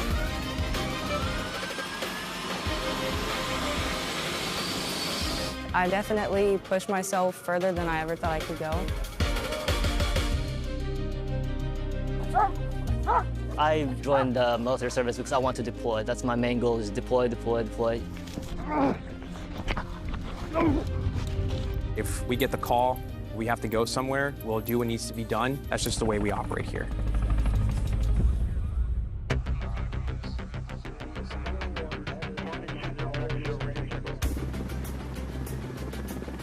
This is one of the few jobs in the nation where we all take an oath to say, I'm willing to put my life on the line for you, and they're willing to put their life on the line for me.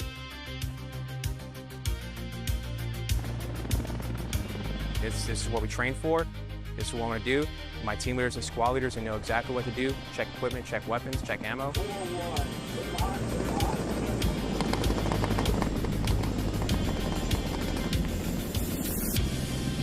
We're always ready to deploy within 18 hours and handle the mission at task.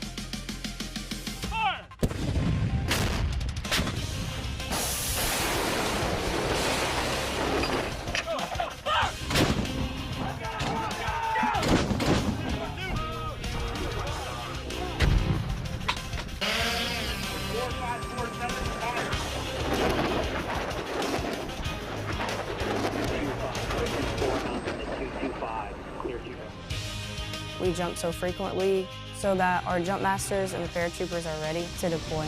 Outboard personnel, stand up! I'm very passionate about being a jump master.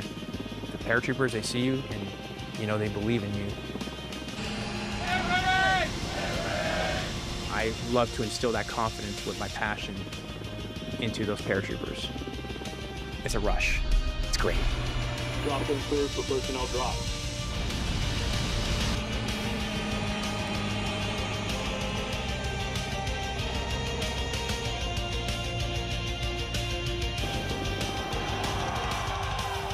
This week we honor 250 years of valor and glory and triumph by the greatest fighting force ever to walk the face of the earth, the United States Army. For 2.5 centuries, our soldiers have marched into the raging fires of battle and obliterated America's enemies. I love the Army. It is a great place to set yourself up for success, to prepare yourself for the future. God bless you, God bless our soldiers, and God bless the U.S. Army.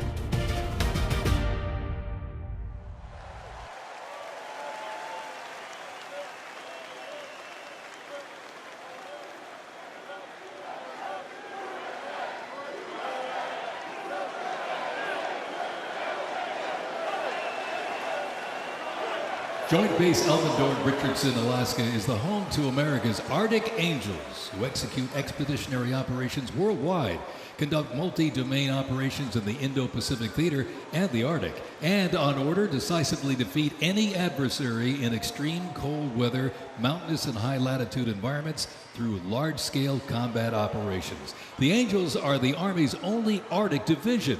Masters of Arctic warfare, the 11th serves worldwide in all climates. Established in November of 1942, the Angels of the 11th Airborne Division led the way in the Philippines during World War II and spearheaded an amphibious invasion of Luzon and distinguished themselves during the liberation of Manila. After periods spent inactive and stationed in Germany from 1963 to 65, the division operated as the 11th Air Assault Division with the mission of testing and refining the Army's helicopter-centric air mobility doctrine. Activated once again in June of 2022, they remain dedicated to defending America's interests throughout the Arctic, in Alaska, and beyond. The 11th Airborne Division, America's Arctic Angels.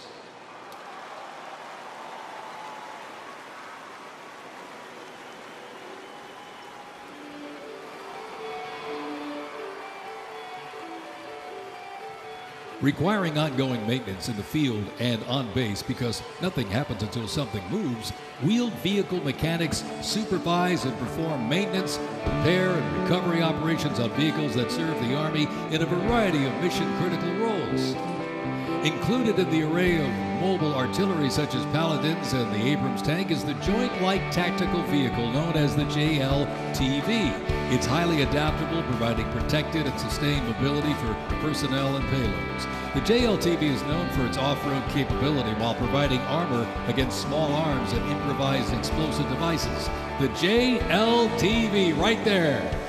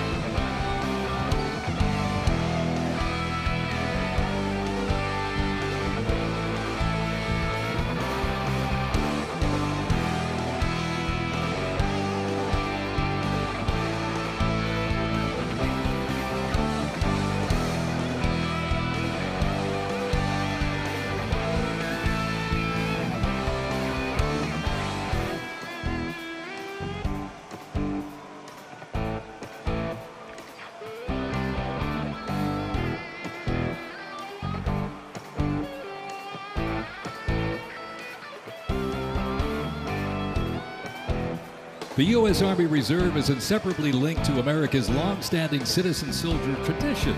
Organizationally, the Reserve's roots lie in the Medical Reserve Corps, established back in 1908 to provide a ready reserve of medical manpower. This organization was folded into the new offices of the Officers Reserve Corps in 1917. Reserve organizations furnished crucial manpower to the Army during World War I and were merged into 1920 into the Organization of Organized Reserve.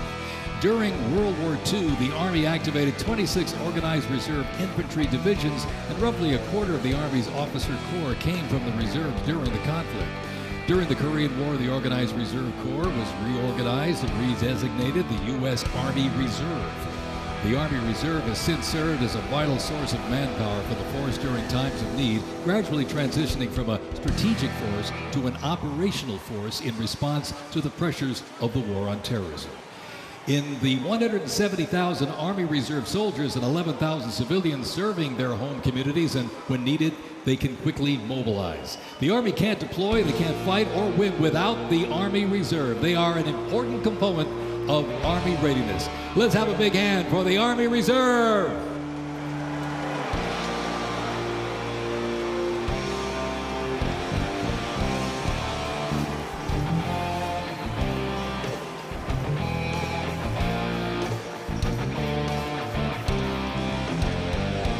Today and tomorrow's Army looks to increase safety and survivability, create efficiency, and streamline processes. The Stryker is a great example of assessing evolving needs and developing the solution. Strykers provide a balance between heavy armor and infantry brigade and combat teams.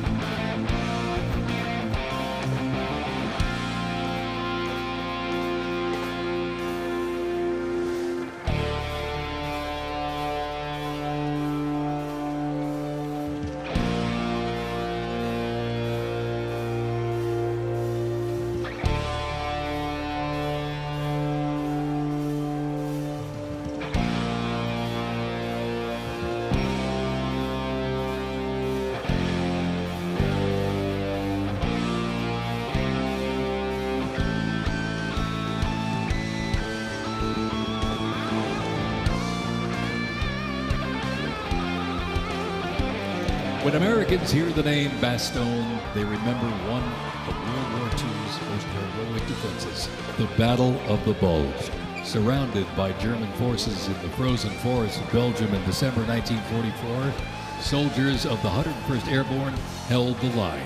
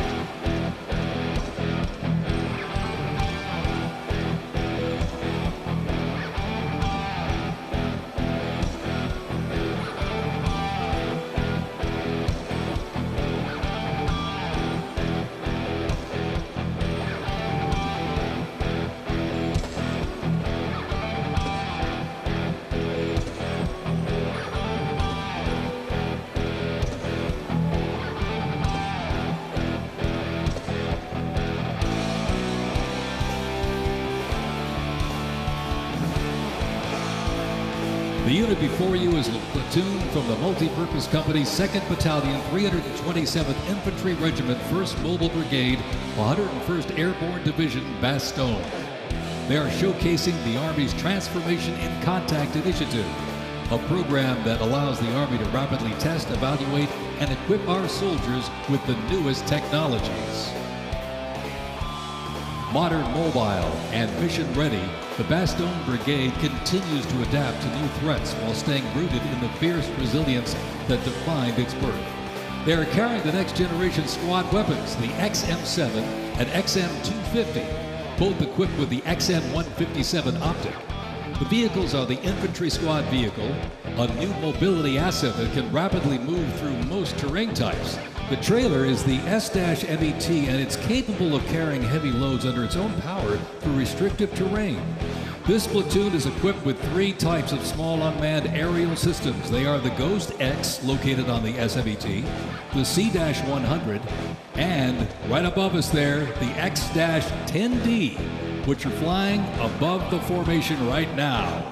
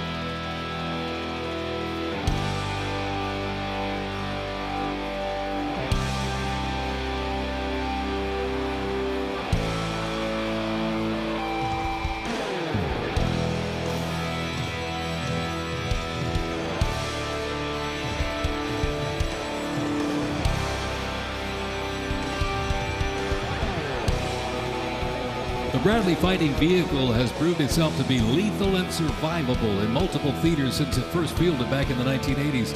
Designed as a troop transport, tank killer, and to match speed with an Abrams tank, the Bradley is a fierce fighting machine. The Bradley accompanies American troops often with the M1A1 Abrams tank, nicknamed the Beast and Whispering Death because of its firepower, accuracy while moving, and its stealth. Together, they offer mobility and firepower, a fearsome combination.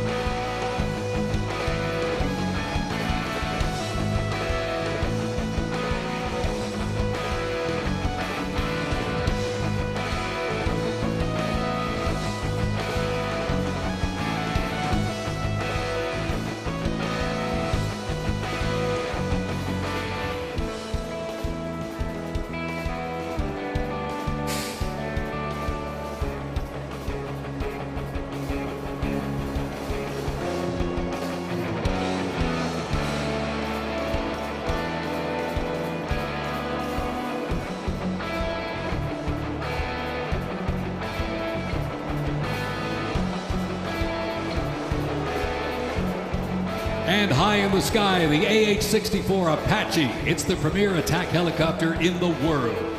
The Apache entered service in the mid-1980s and continues to evolve and modify to meet worldwide threats. It can deliver intense fire on the battlefield with an array of aerial rockets, guided Hellfire missiles, along with 30-millimeter cannon fire. The aircraft you see here is configured with a sophisticated targeting radar system and can operate in poor visibility and in the black of night.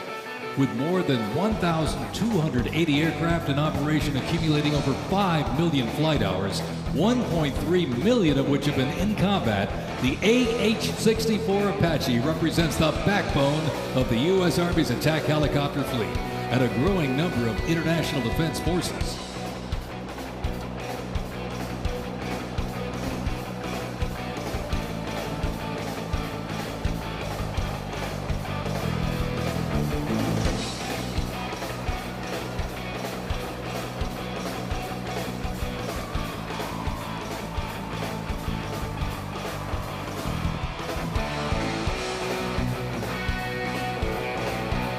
Special thanks to our sponsor, Lockheed Martin.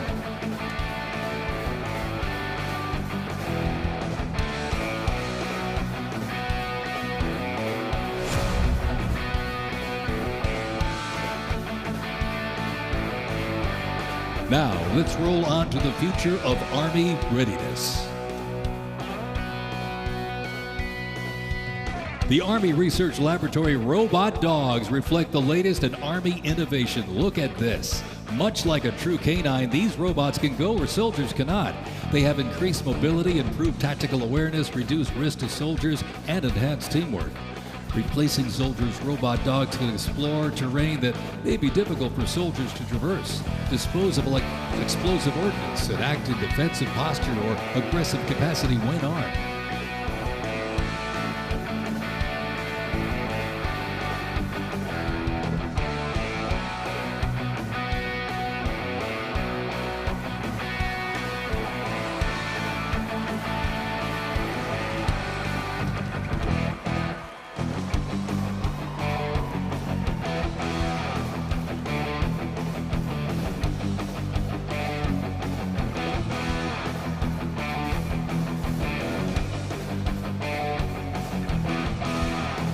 The Ghost Robot Dog is another innovation that can adapt seamlessly for various missions from recon to bomb recognition. These dogs reduce risk and support soldiers completely in high-stakes missions. They have a standard walk speed of 2 miles per hour and are working towards 6.7 miles per hour sprint.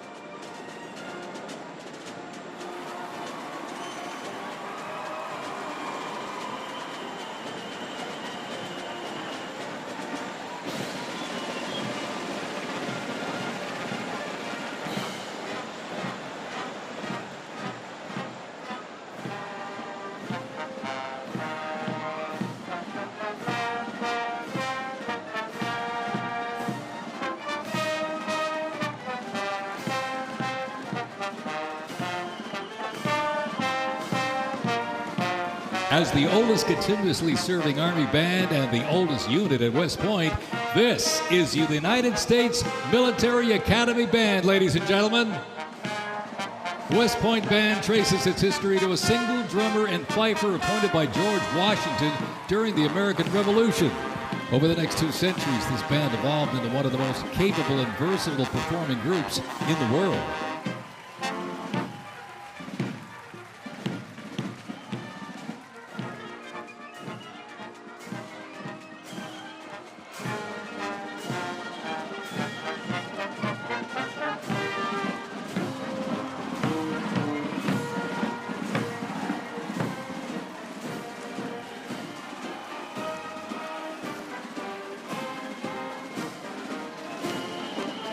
one of the most prestigious institutions in the world where leadership is forged and duty becomes destiny. This is West Point, where Army leaders are made. With the motto of duty, honor, and country, West Point trains the best and brightest to serve their country as Army officers. Founded back in 1802 by President Thomas Jefferson, West Point is the home of the Long Gray Line, a legacy of courage and excellence that includes 77 Medal of Honor recipients, 2 U.S. presidents, Grant and Eisenhower, and numerous generals, including John J. Pershing, Douglas MacArthur, and Norman Schwarzkopf.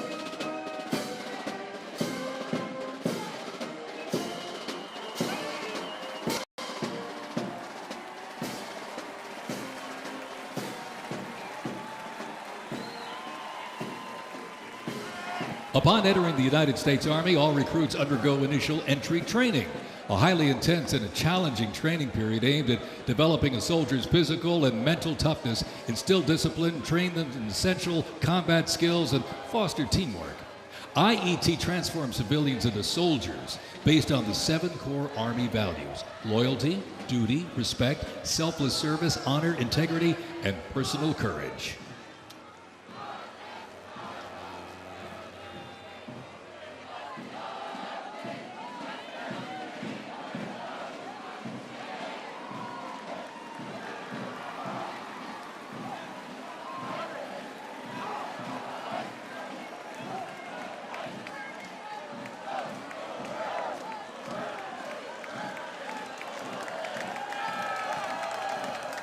The Virginia Military Institute, on a mission to produce citizen soldiers, men and women educated for civilian life, prepared to serve their country in the armed forces.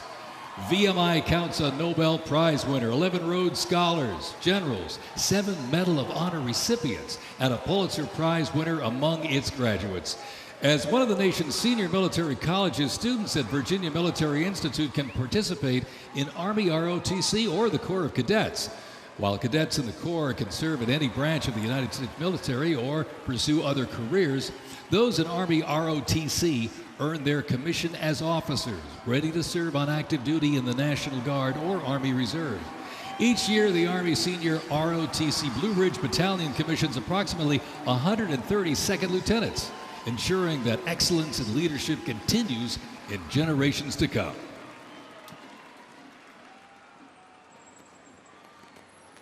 The Citadel, the Military College of South Carolina, offers students the opportunity to participate in Army ROTC or the Historic Corps of Cadets.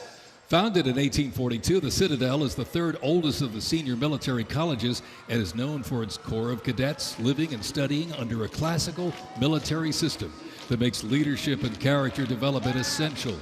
While military service is not required at graduation, more than 120 students earn their commission each year through the Army Senior ROTC Palmetto Battalion, playing a vital role in shaping the future.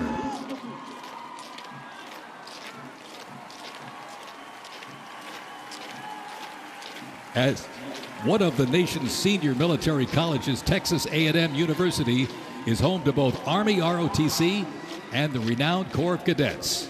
The Corps of Cadets' central purposes has remained building individuals that exemplify respect, excellence, leadership, loyalty, integrity, and selfless service. Students at the university who participate in the Army ROTC earn their commission as officers ready to serve on active duty in the National Guard or Army Reserve. Each year, the Army Senior ROTC Warrior Training Battalion at Texas A&M proudly commissions more than 90 second lieutenants and is honored to shape the future leaders of the U.S. Army.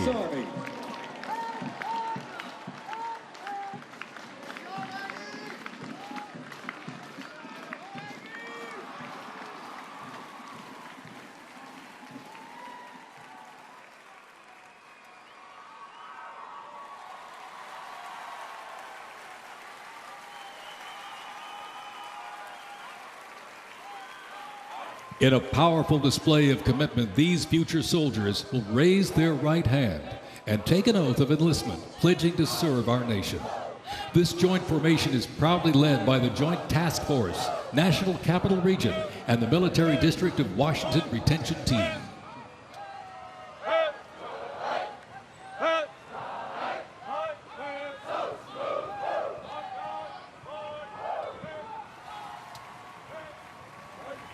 Shaping tomorrow's Army, West Point's most inspiring cadets remind us that America's future is courageous and in capable hands.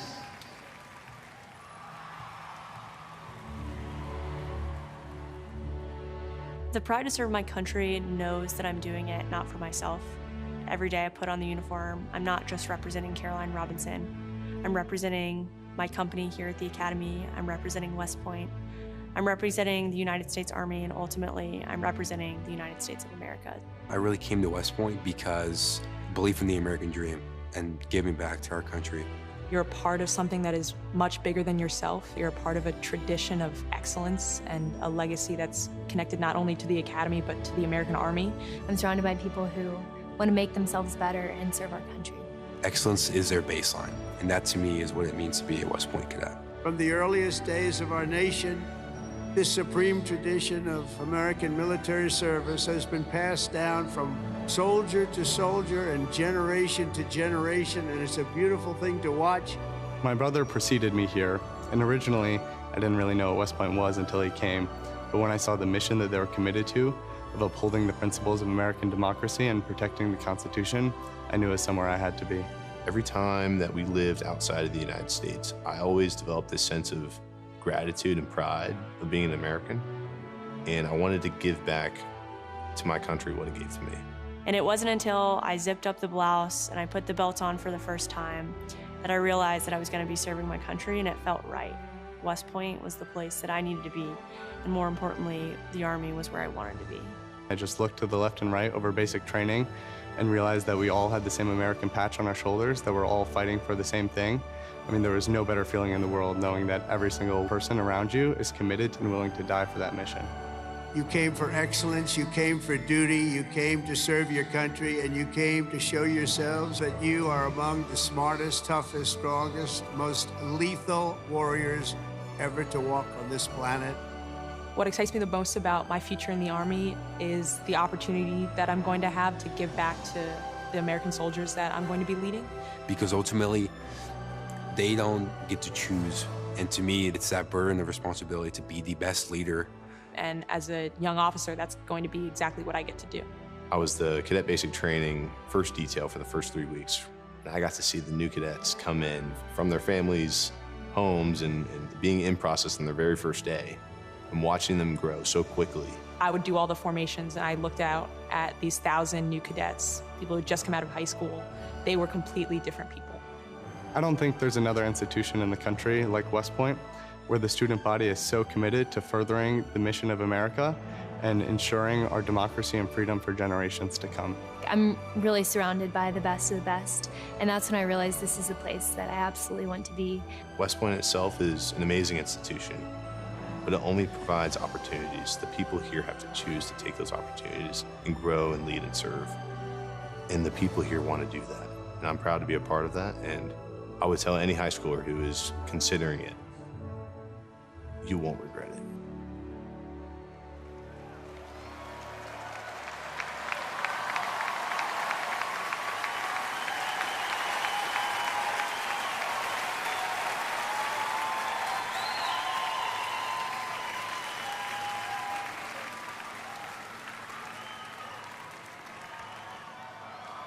Left.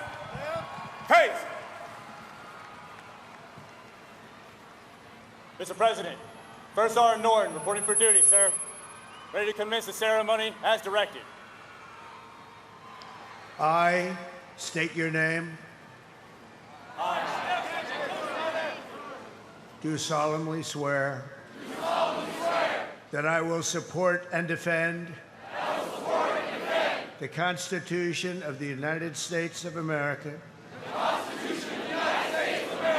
against all enemies, foreign and domestic, that I will bear true faith and allegiance to the same, and that I will obey the orders of the President of the United States and the orders of the officers appointed over me according to regulations and the Uniform Code of Military Justice. And the Uniform Code of Military Justice. So help me God. So help me God. Congratulations, congratulations. Welcome to the United States Army, and have a great life. Thank you very much. Have a great life. Thank you.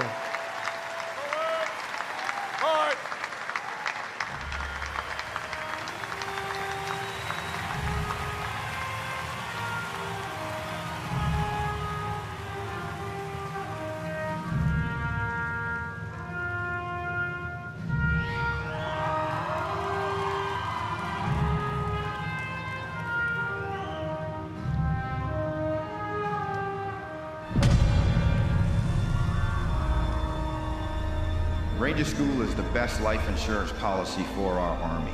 It will always end with two people facing off with each other, and we need young leaders to be able to close with and destroy the enemy and defend our nation's interests forward. Surrender is not a Ranger word. It's not an option. I know that I'm not going to be able to get to do this again. This is my chance. It all starts at the legendary Ranger School, the crucible where these elite warriors are forged. It has been described as the longest approved gut check in the Army. Over 62 days, students will patrol hundreds of miles over mountains and through swamps under the crushing weight of their equipment. All the while, they are deprived of both food and sleep, forced to perform at the very edge of their physical limits. But it's not just the physical challenges that make Ranger School so intense.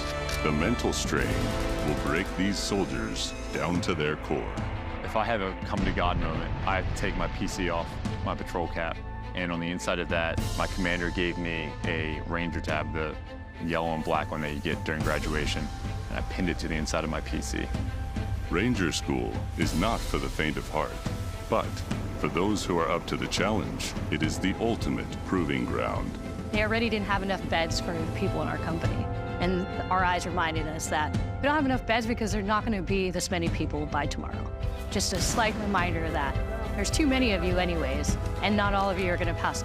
Rangers, if you don't figure it out, you're about to get another casualty. It's completely different than what people would think Ranger School is like, but you can't put that into words, so it's hard to tell somebody something that you have to experience for yourself. They got a saying, it's called as the tab turns. So Ranger School is continuing to change and to develop, but at the end of the day, it is the same, right? They're always gonna put you in scenarios that is gonna test like your ability to actually make decisions on the ground.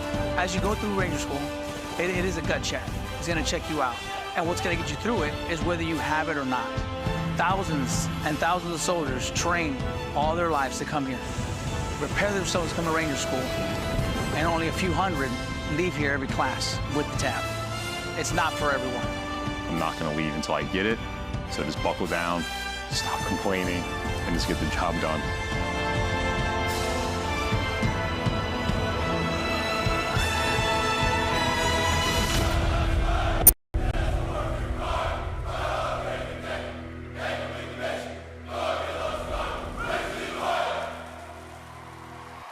Please welcome country music sensation and proud supporter of our troops, Warren Ziders.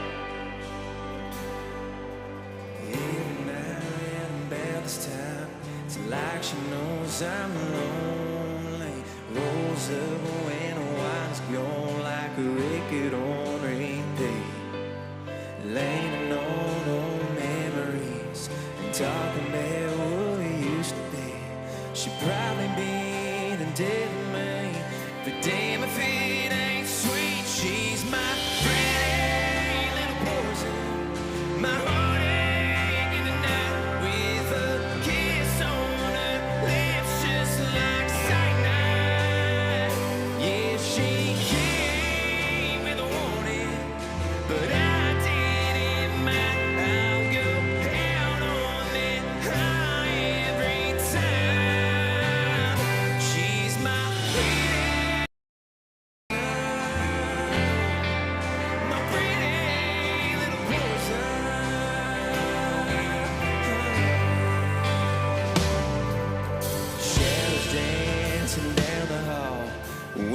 that she wants me. Try my best not to fall where she falls into me. We all need some kind of fix. For me, she's the one to pick. Nothing else will do the trick. She's all I need. She's my pretty little poison. My heartache in the night with a kiss on her lips just like cyanide. Yeah, she came with a warning, but I didn't mind. I'll go out on that high every time. She's my pretty little poison. My pretty little poison.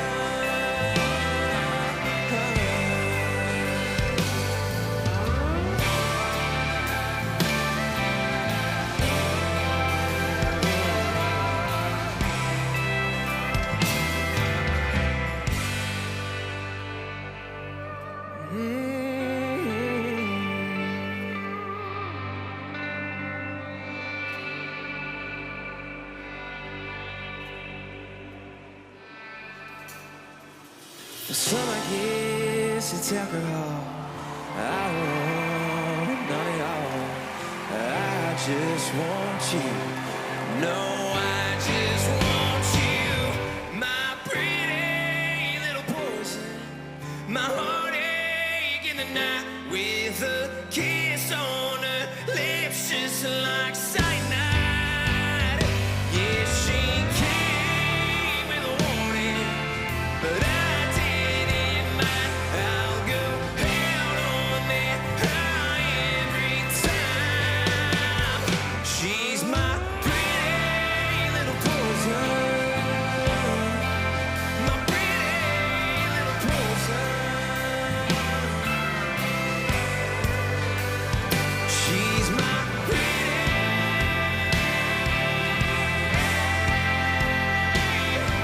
little poison.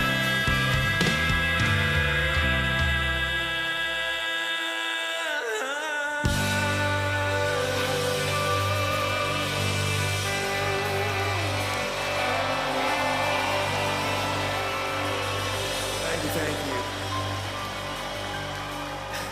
I'm not gonna lie, y'all. I'm nervous, but I would just like to say thank you so much for having me here tonight. I am just so fortunate to be here in front of y'all, and thank you guys so much for what you guys do. And honestly, happy birthday, y'all. Happy birthday.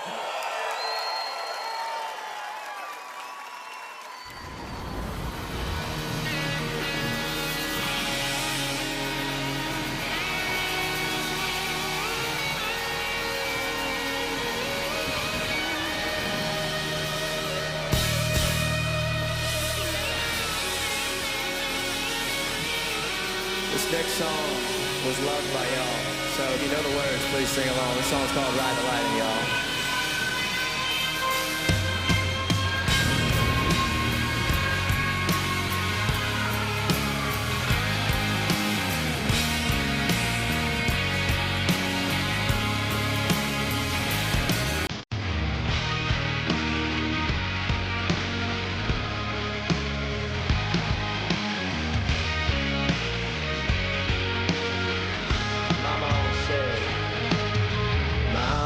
Said I was born on the right side.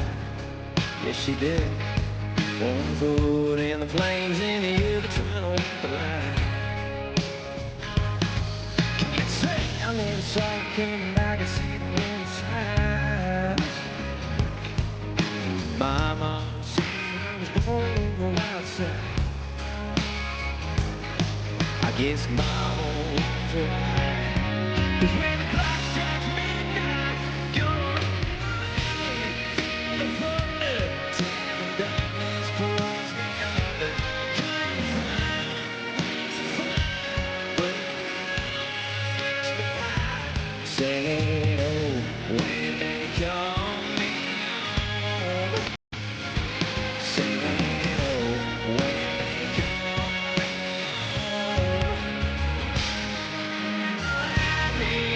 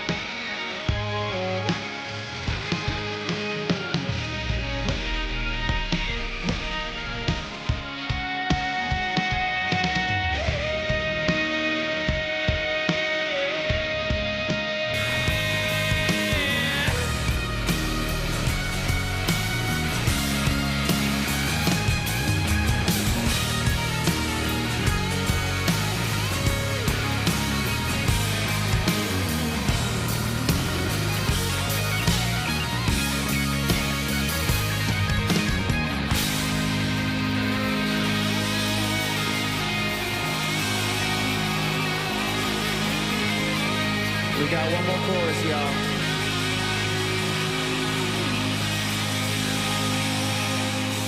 Gonna ride the lightning, feel the thunder, till the darkness pulls me under. Gonna fly on wings of fire, breathing good on, lift me high. Singing, oh, when they call me home. Singing, oh, when they call me home. Gonna ride the lightning. Gonna ride the lightning.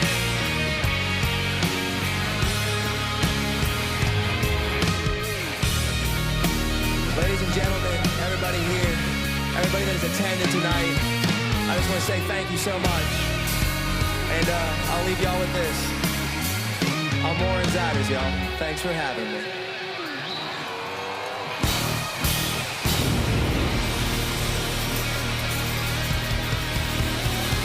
It has been my honor, ladies and gentlemen. I really mean that. Thank you so much.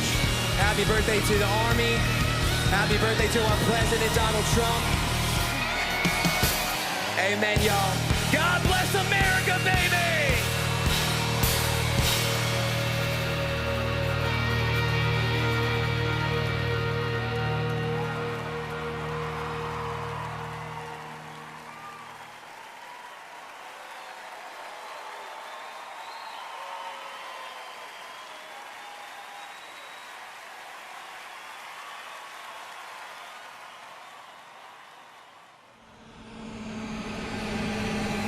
This week we honor 250 years of valor and glory and triumph by the greatest fighting force ever to walk the face of the earth, the United States Army. Each of you on the field today is among the most talented members of your generation. You could have done anything you wanted. You could have gone anywhere. You could have gone to any school. Matt's incredible heroism helped ensure that not a single American soldier died in the Battle of Shock Valley. For 2.5 centuries, our soldiers have marched into the raging fires of battle and obliterated America's enemies. The dignity, daring, and devotion of the American military is unrivaled anywhere in history and any place in the world. Our soldiers do not rest until they win. Our citizens know that you're standing guard, killing terrorists, crushing our enemies, and keeping America safe. But you're also keeping it strong and proud and mighty and free. This week we remember that we only have a country because we first had an army. As President of the United States, let me express my undying gratitude for every soldier here today, for every veteran and their incredible families, and for every patriot who has worn the uniform. Our debt to you is infinite and everlasting. With the grace of God, America will always prevail.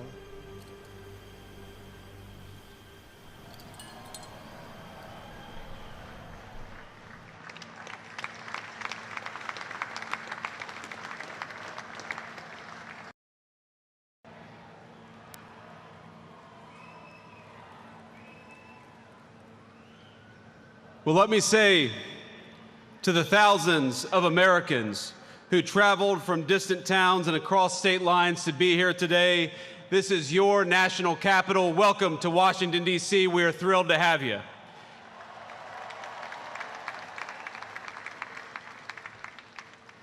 This evening, as we celebrate the 250th anniversary of the United States Army, the oldest branch of the greatest fighting force ever known to man, I want to say to all the soldiers all across our nation's capital and all across the world, happy birthday, soldiers. We're proud of you.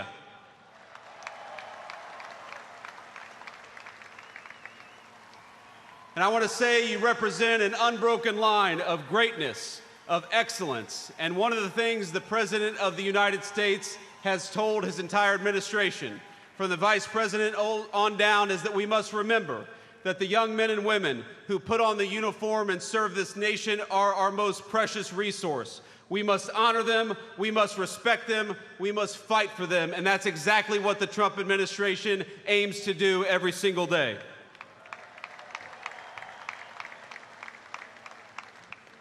And so to our soldiers, we're so proud of you, and let me tell you that the way that we honor and respect you is, number one, we never ask you to go to war unless you absolutely have to, and number two, when we do ask you to go to war, we give you the weapons and the support needed to kick the hell out of the enemy and come back home safely.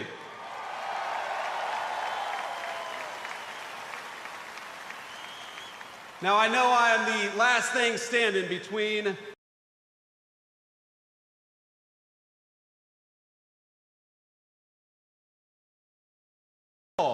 June the 14th is, of course, the birthday of the Army. It is, of course, the birthday of the President of the United States, and happy birthday, Mr. President. But I would get in trouble if I didn't mention that it's also my wedding anniversary. And so to my lovely wife, I love you, honey, happy anniversary, and thank you for everything that you do for our country. So without further ado, it is my pleasure to introduce the 45th and 47th Commander-in-Chief of the United States military, President Donald J. Trump.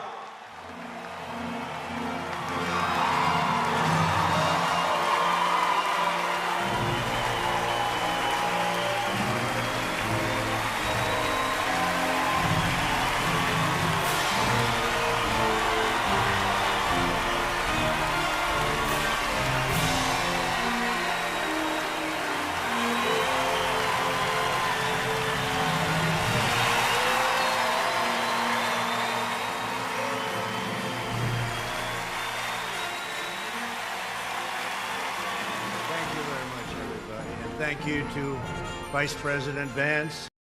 Thank you to our wonderful First Lady. And above all, thank you to the greatest, fiercest, and bravest fighting force ever to stride the face of this earth, the United States Army. Thank you very much.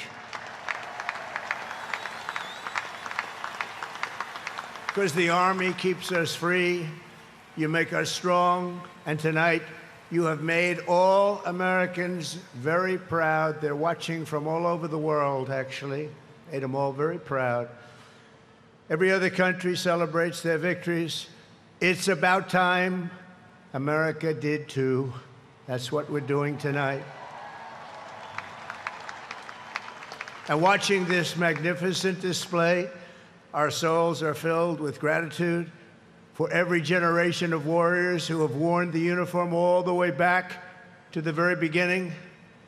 So to every veteran across our land, and right here in our nation's capital, including 6 recipients of the Congressional Medal of Honor, we love you, we honor you, and we salute your noble service to our flag and to our country. As we celebrate tonight, we also think of the hundreds of thousands of Army soldiers who have made the supreme sacrifice for our nation and selflessly laid down their lives in every war, from the Revolution to the War on Terror.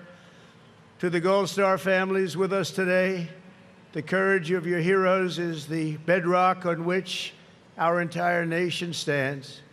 We thank you. Yes, we thank you. Today we commemorate an event that did not just change American history, but changed the history of the entire world.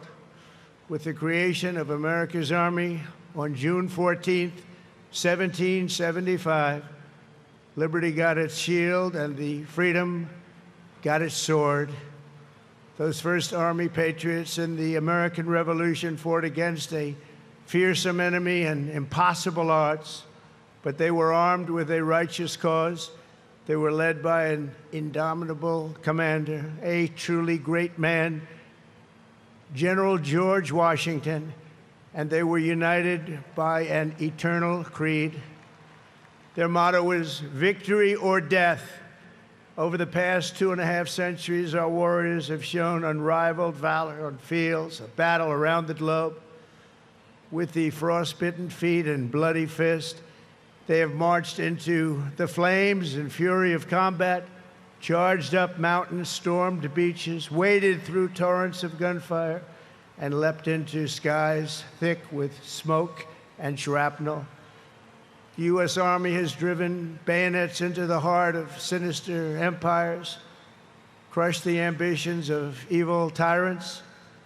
Beneath the threads of American tanks, it's done so well, it's done so much, and sent the devil himself flying into full retreat.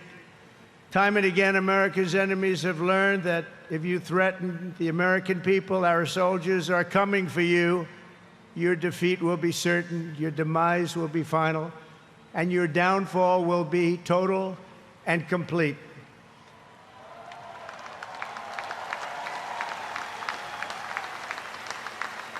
Because our soldiers never give up, never surrender, and never, ever quit. They fight, fight, fight, and they win, win, win. And that's why no institution in history has entered more names into the roster of American heroes than the U.S. Army, the Congressional Medal of Honor, more than anyone or anything. There was Mad Anthony Wayne, asked by George Washington to lead a daring midnight raid up the cliffs of Stony Point with unloaded muskets and only their bayonets to fight the redcoats. Mad Anthony replied, "Issue the order, sir, and I will storm into hell for you." Then there was the Civil War general, John Corse, shot in the face in combat. He fired off a message to his commander: "I am short a cheekbone and one ear, but I am able to whip the hell out of all of them." He stayed on the front lines, it seemed forever. In World War II, there was the great Creighton Abrams, besieged on all sides by the Nazis at the Battle of the Bulge. He boldly proclaimed, "They've got us surrounded again, the poor bastards." This is the fighting spirit and unyielding force of the U.S. Army.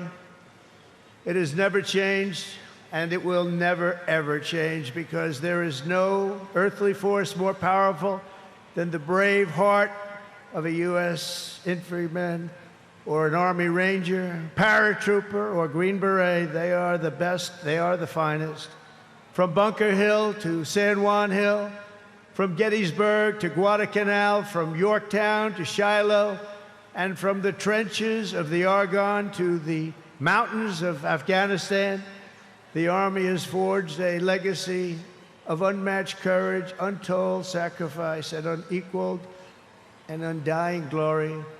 Our soldiers have poured out their blood by the bucketful on Missionary Ridge and Heartbreak Ridge, on the sands of Sicily, Normandy, and the Philippines, and on the dusty streets of Da Nang, Baghdad, and Fallujah. Thanks to their extraordinary service and devotion, 250 years later, America stands tall, America stands proud, and America stands free. We're the hottest country in the world right now, and our country will soon be greater and stronger than ever before. Down through history, we've been blessed beyond words by this valiant legion of Army warriors and patriots, heroes and legends. And tonight we affirm with unwavering certainty that in the years ahead and in every generation hence, whenever duty calls and whatever danger comes, the American soldier will be there.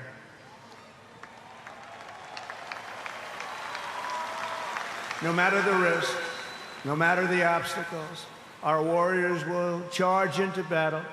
They will plunge into the crucible of fire, and they will seize the crown of victory, because the United States of America will always have the grace of Almighty God and the iron will of the United States Army. Congratulations to everybody. We love our country. We've never done better. Thank you. God bless you. God bless the Army, and God bless America.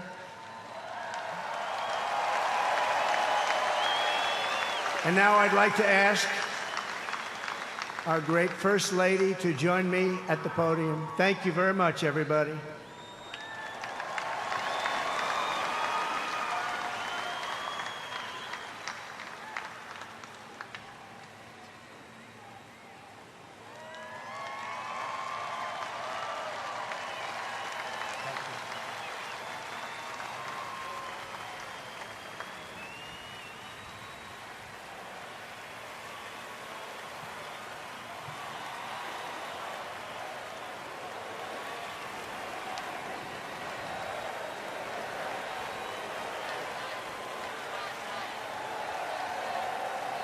Mr. President, on behalf of the United States Army, the Army Golden Knights, I would like to present to you this flag, which was flown over our nation's capital in free fall during the Army's 250th birthday celebration.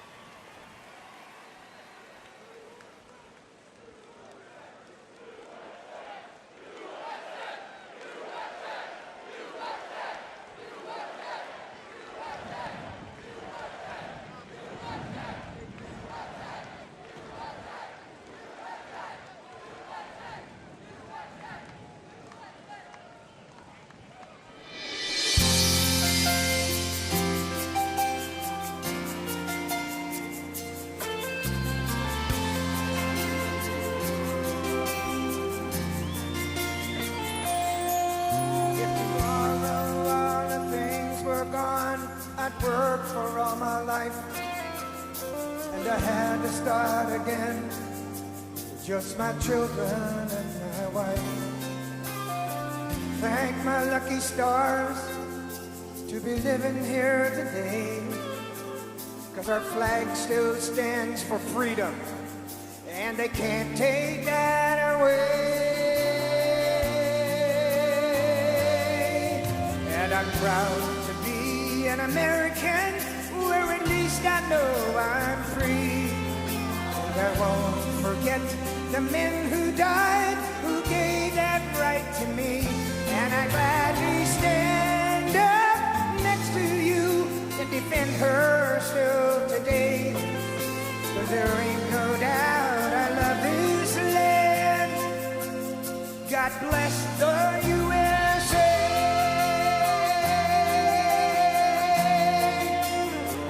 Happy birthday, Mr. President.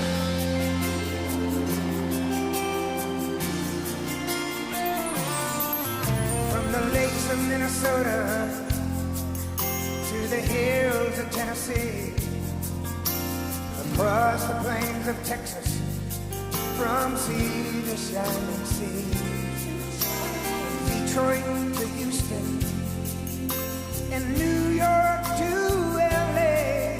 There's pride in every American heart, and it's time we stand and say, sing it with me. I'm proud to be an American, where at least I know I'm free. And I won't forget the men who died, who gave that right to me. And I gladly stand up next to you and defend her still today. 'Cause there ain't no doubt I love this land.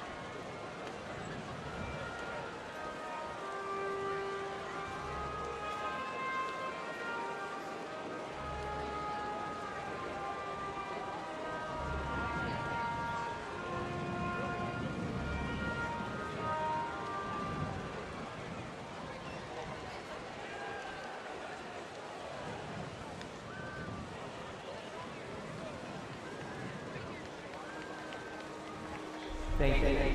Thank you. Thank you, U.S. Army. Thank you. Thank you. Thank you. Thank you, Army. My grandfather and my great-grandfather for your service, for your country, for your family. And I just want to say thank you from a generation that may not have known your name, but I get to live in the freedom because of it. I want to thank all the U.S. service members, men and women, and especially the Army for their 250th birthday. Thank you very much. My grandpa served in the Army in World War II as part of the 82nd Airborne. Thank you, Army, for everything that you do. My brother Rob and my son Alec both served in the U.S. Army. We thank you for your courage, your sacrifices, and the burdens that you may now carry. Thank you so much for doing what you do, putting your lives on the line for other men like me to live the life I live. I just want to say happy birthday to the U.S. Army, congratulating them on 250 years. I want to give a big shout out to my Uncle Zadian, who served in the Army, and thank you for all you do. I'm very thankful for the dedication and the hard work of the men and women of the U.S. Army. Hi, American soldiers. Thank you for all you do. Love you. Our freedom is not free, and we know that we are free because of you and your efforts. Thank you to our Army active duty and veterans for protecting our rights and freedoms. Comes at an immeasurable cost. Wishing you the best. Happy birthday. Go on. Happy birthday, Army. Thank you to everybody who's serving today and has served in the past. Love you guys and girls. Thank you so much for everything you do. A big thank you to the men and women that serve our country and everything you guys do for us. Thank you, Army, and happy birthday. Happy birthday, Army. Happy birthday, Army. Happy 250th.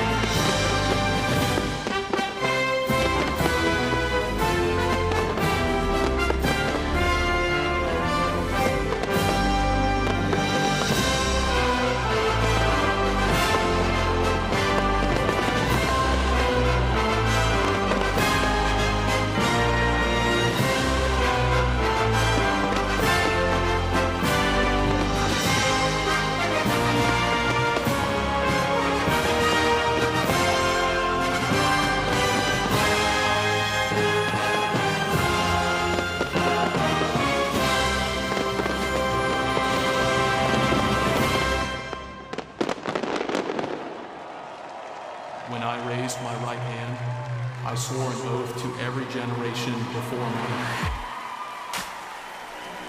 I wear the same branch insignia as the soldiers who crossed the Delaware.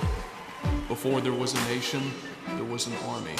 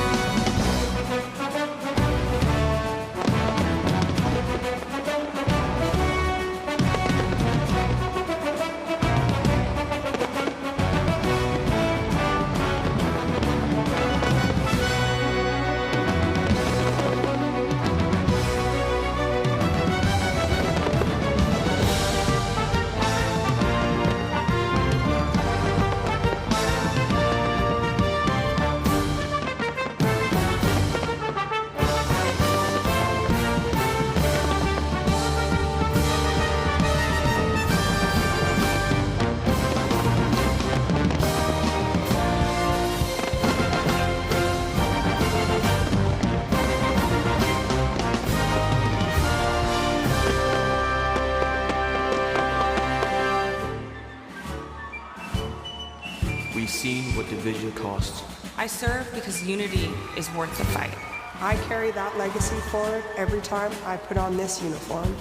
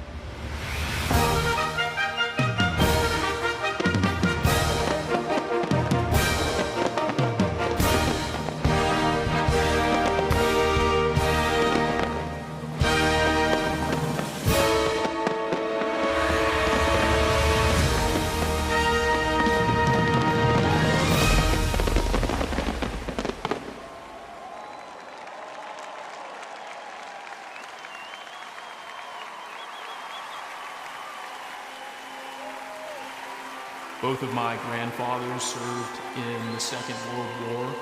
They answered the challenges of their time, and it is my goal in this uniform to answer and meet the challenges of my time head on. He ain't heaven, he's my brother.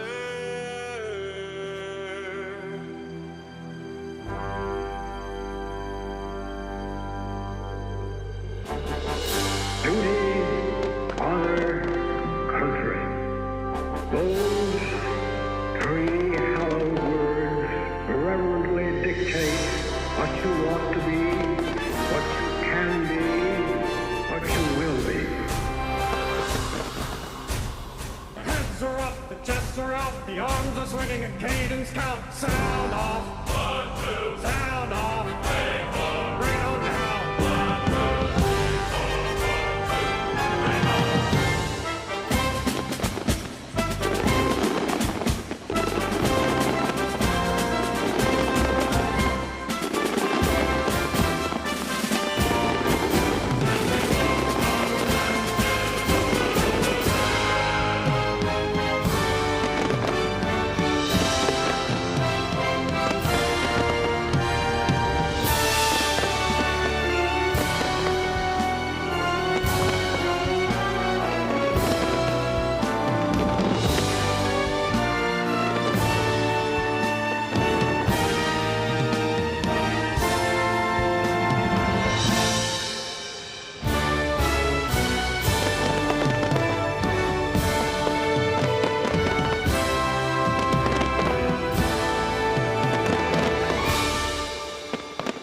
There's a strength in these bonds. There's a realness to these bonds. It's not just because this is your team, it's because your life depends on these people.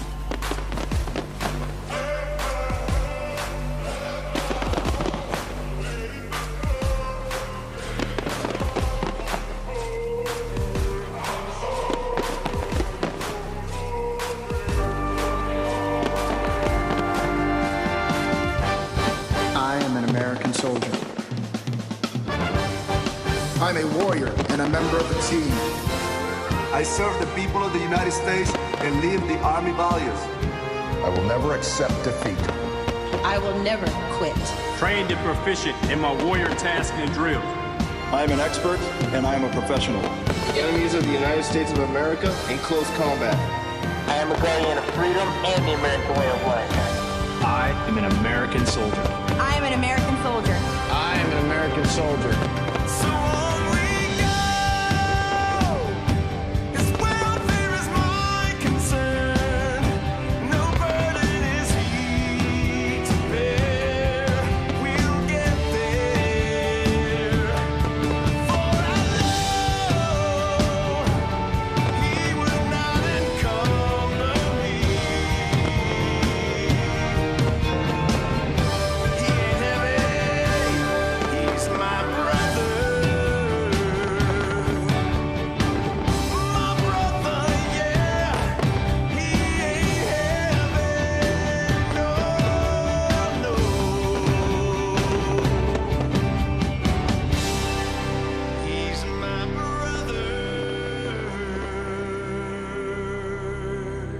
when I'm outside guarding the tomb of the unknown soldier. It is one of the most honorable jobs I think that I could have had in the military. I think about those soldiers who made the ultimate sacrifice. Oh, beautiful for heroes proved in liberating strife.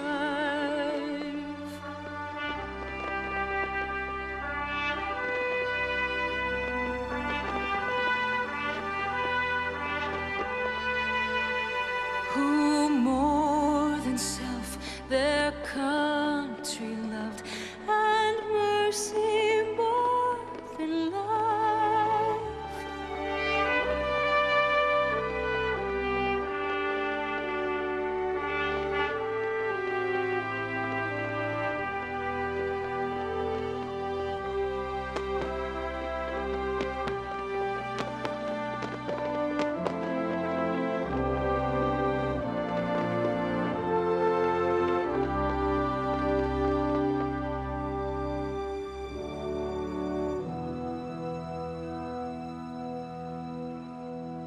And I will always do my duty, no matter what the price.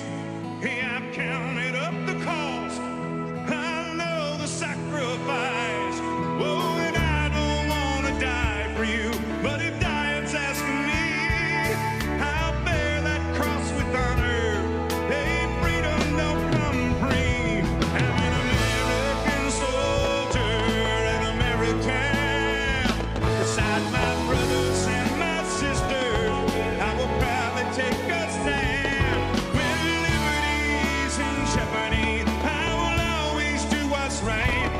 Man, I'm out here on your front line, sleep in peace tonight. American soldier, I'm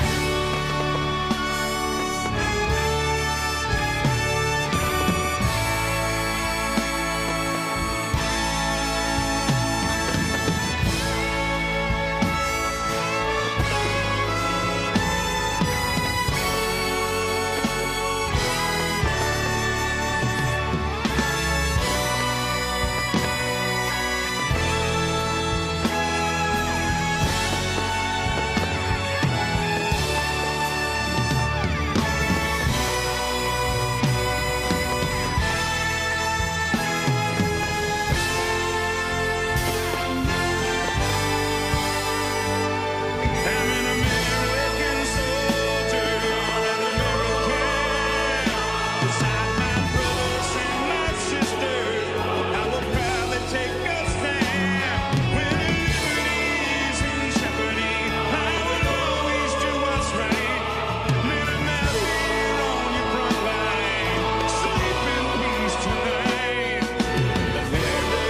American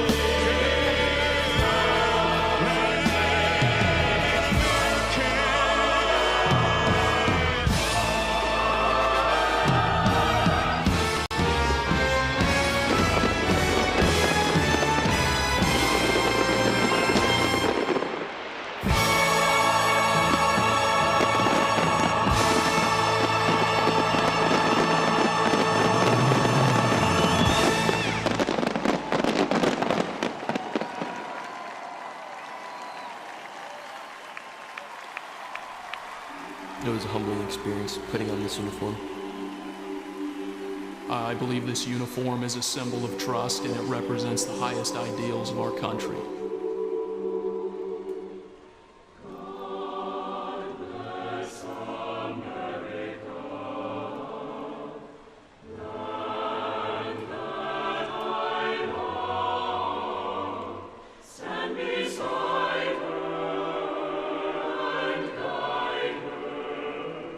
Through the night with a light from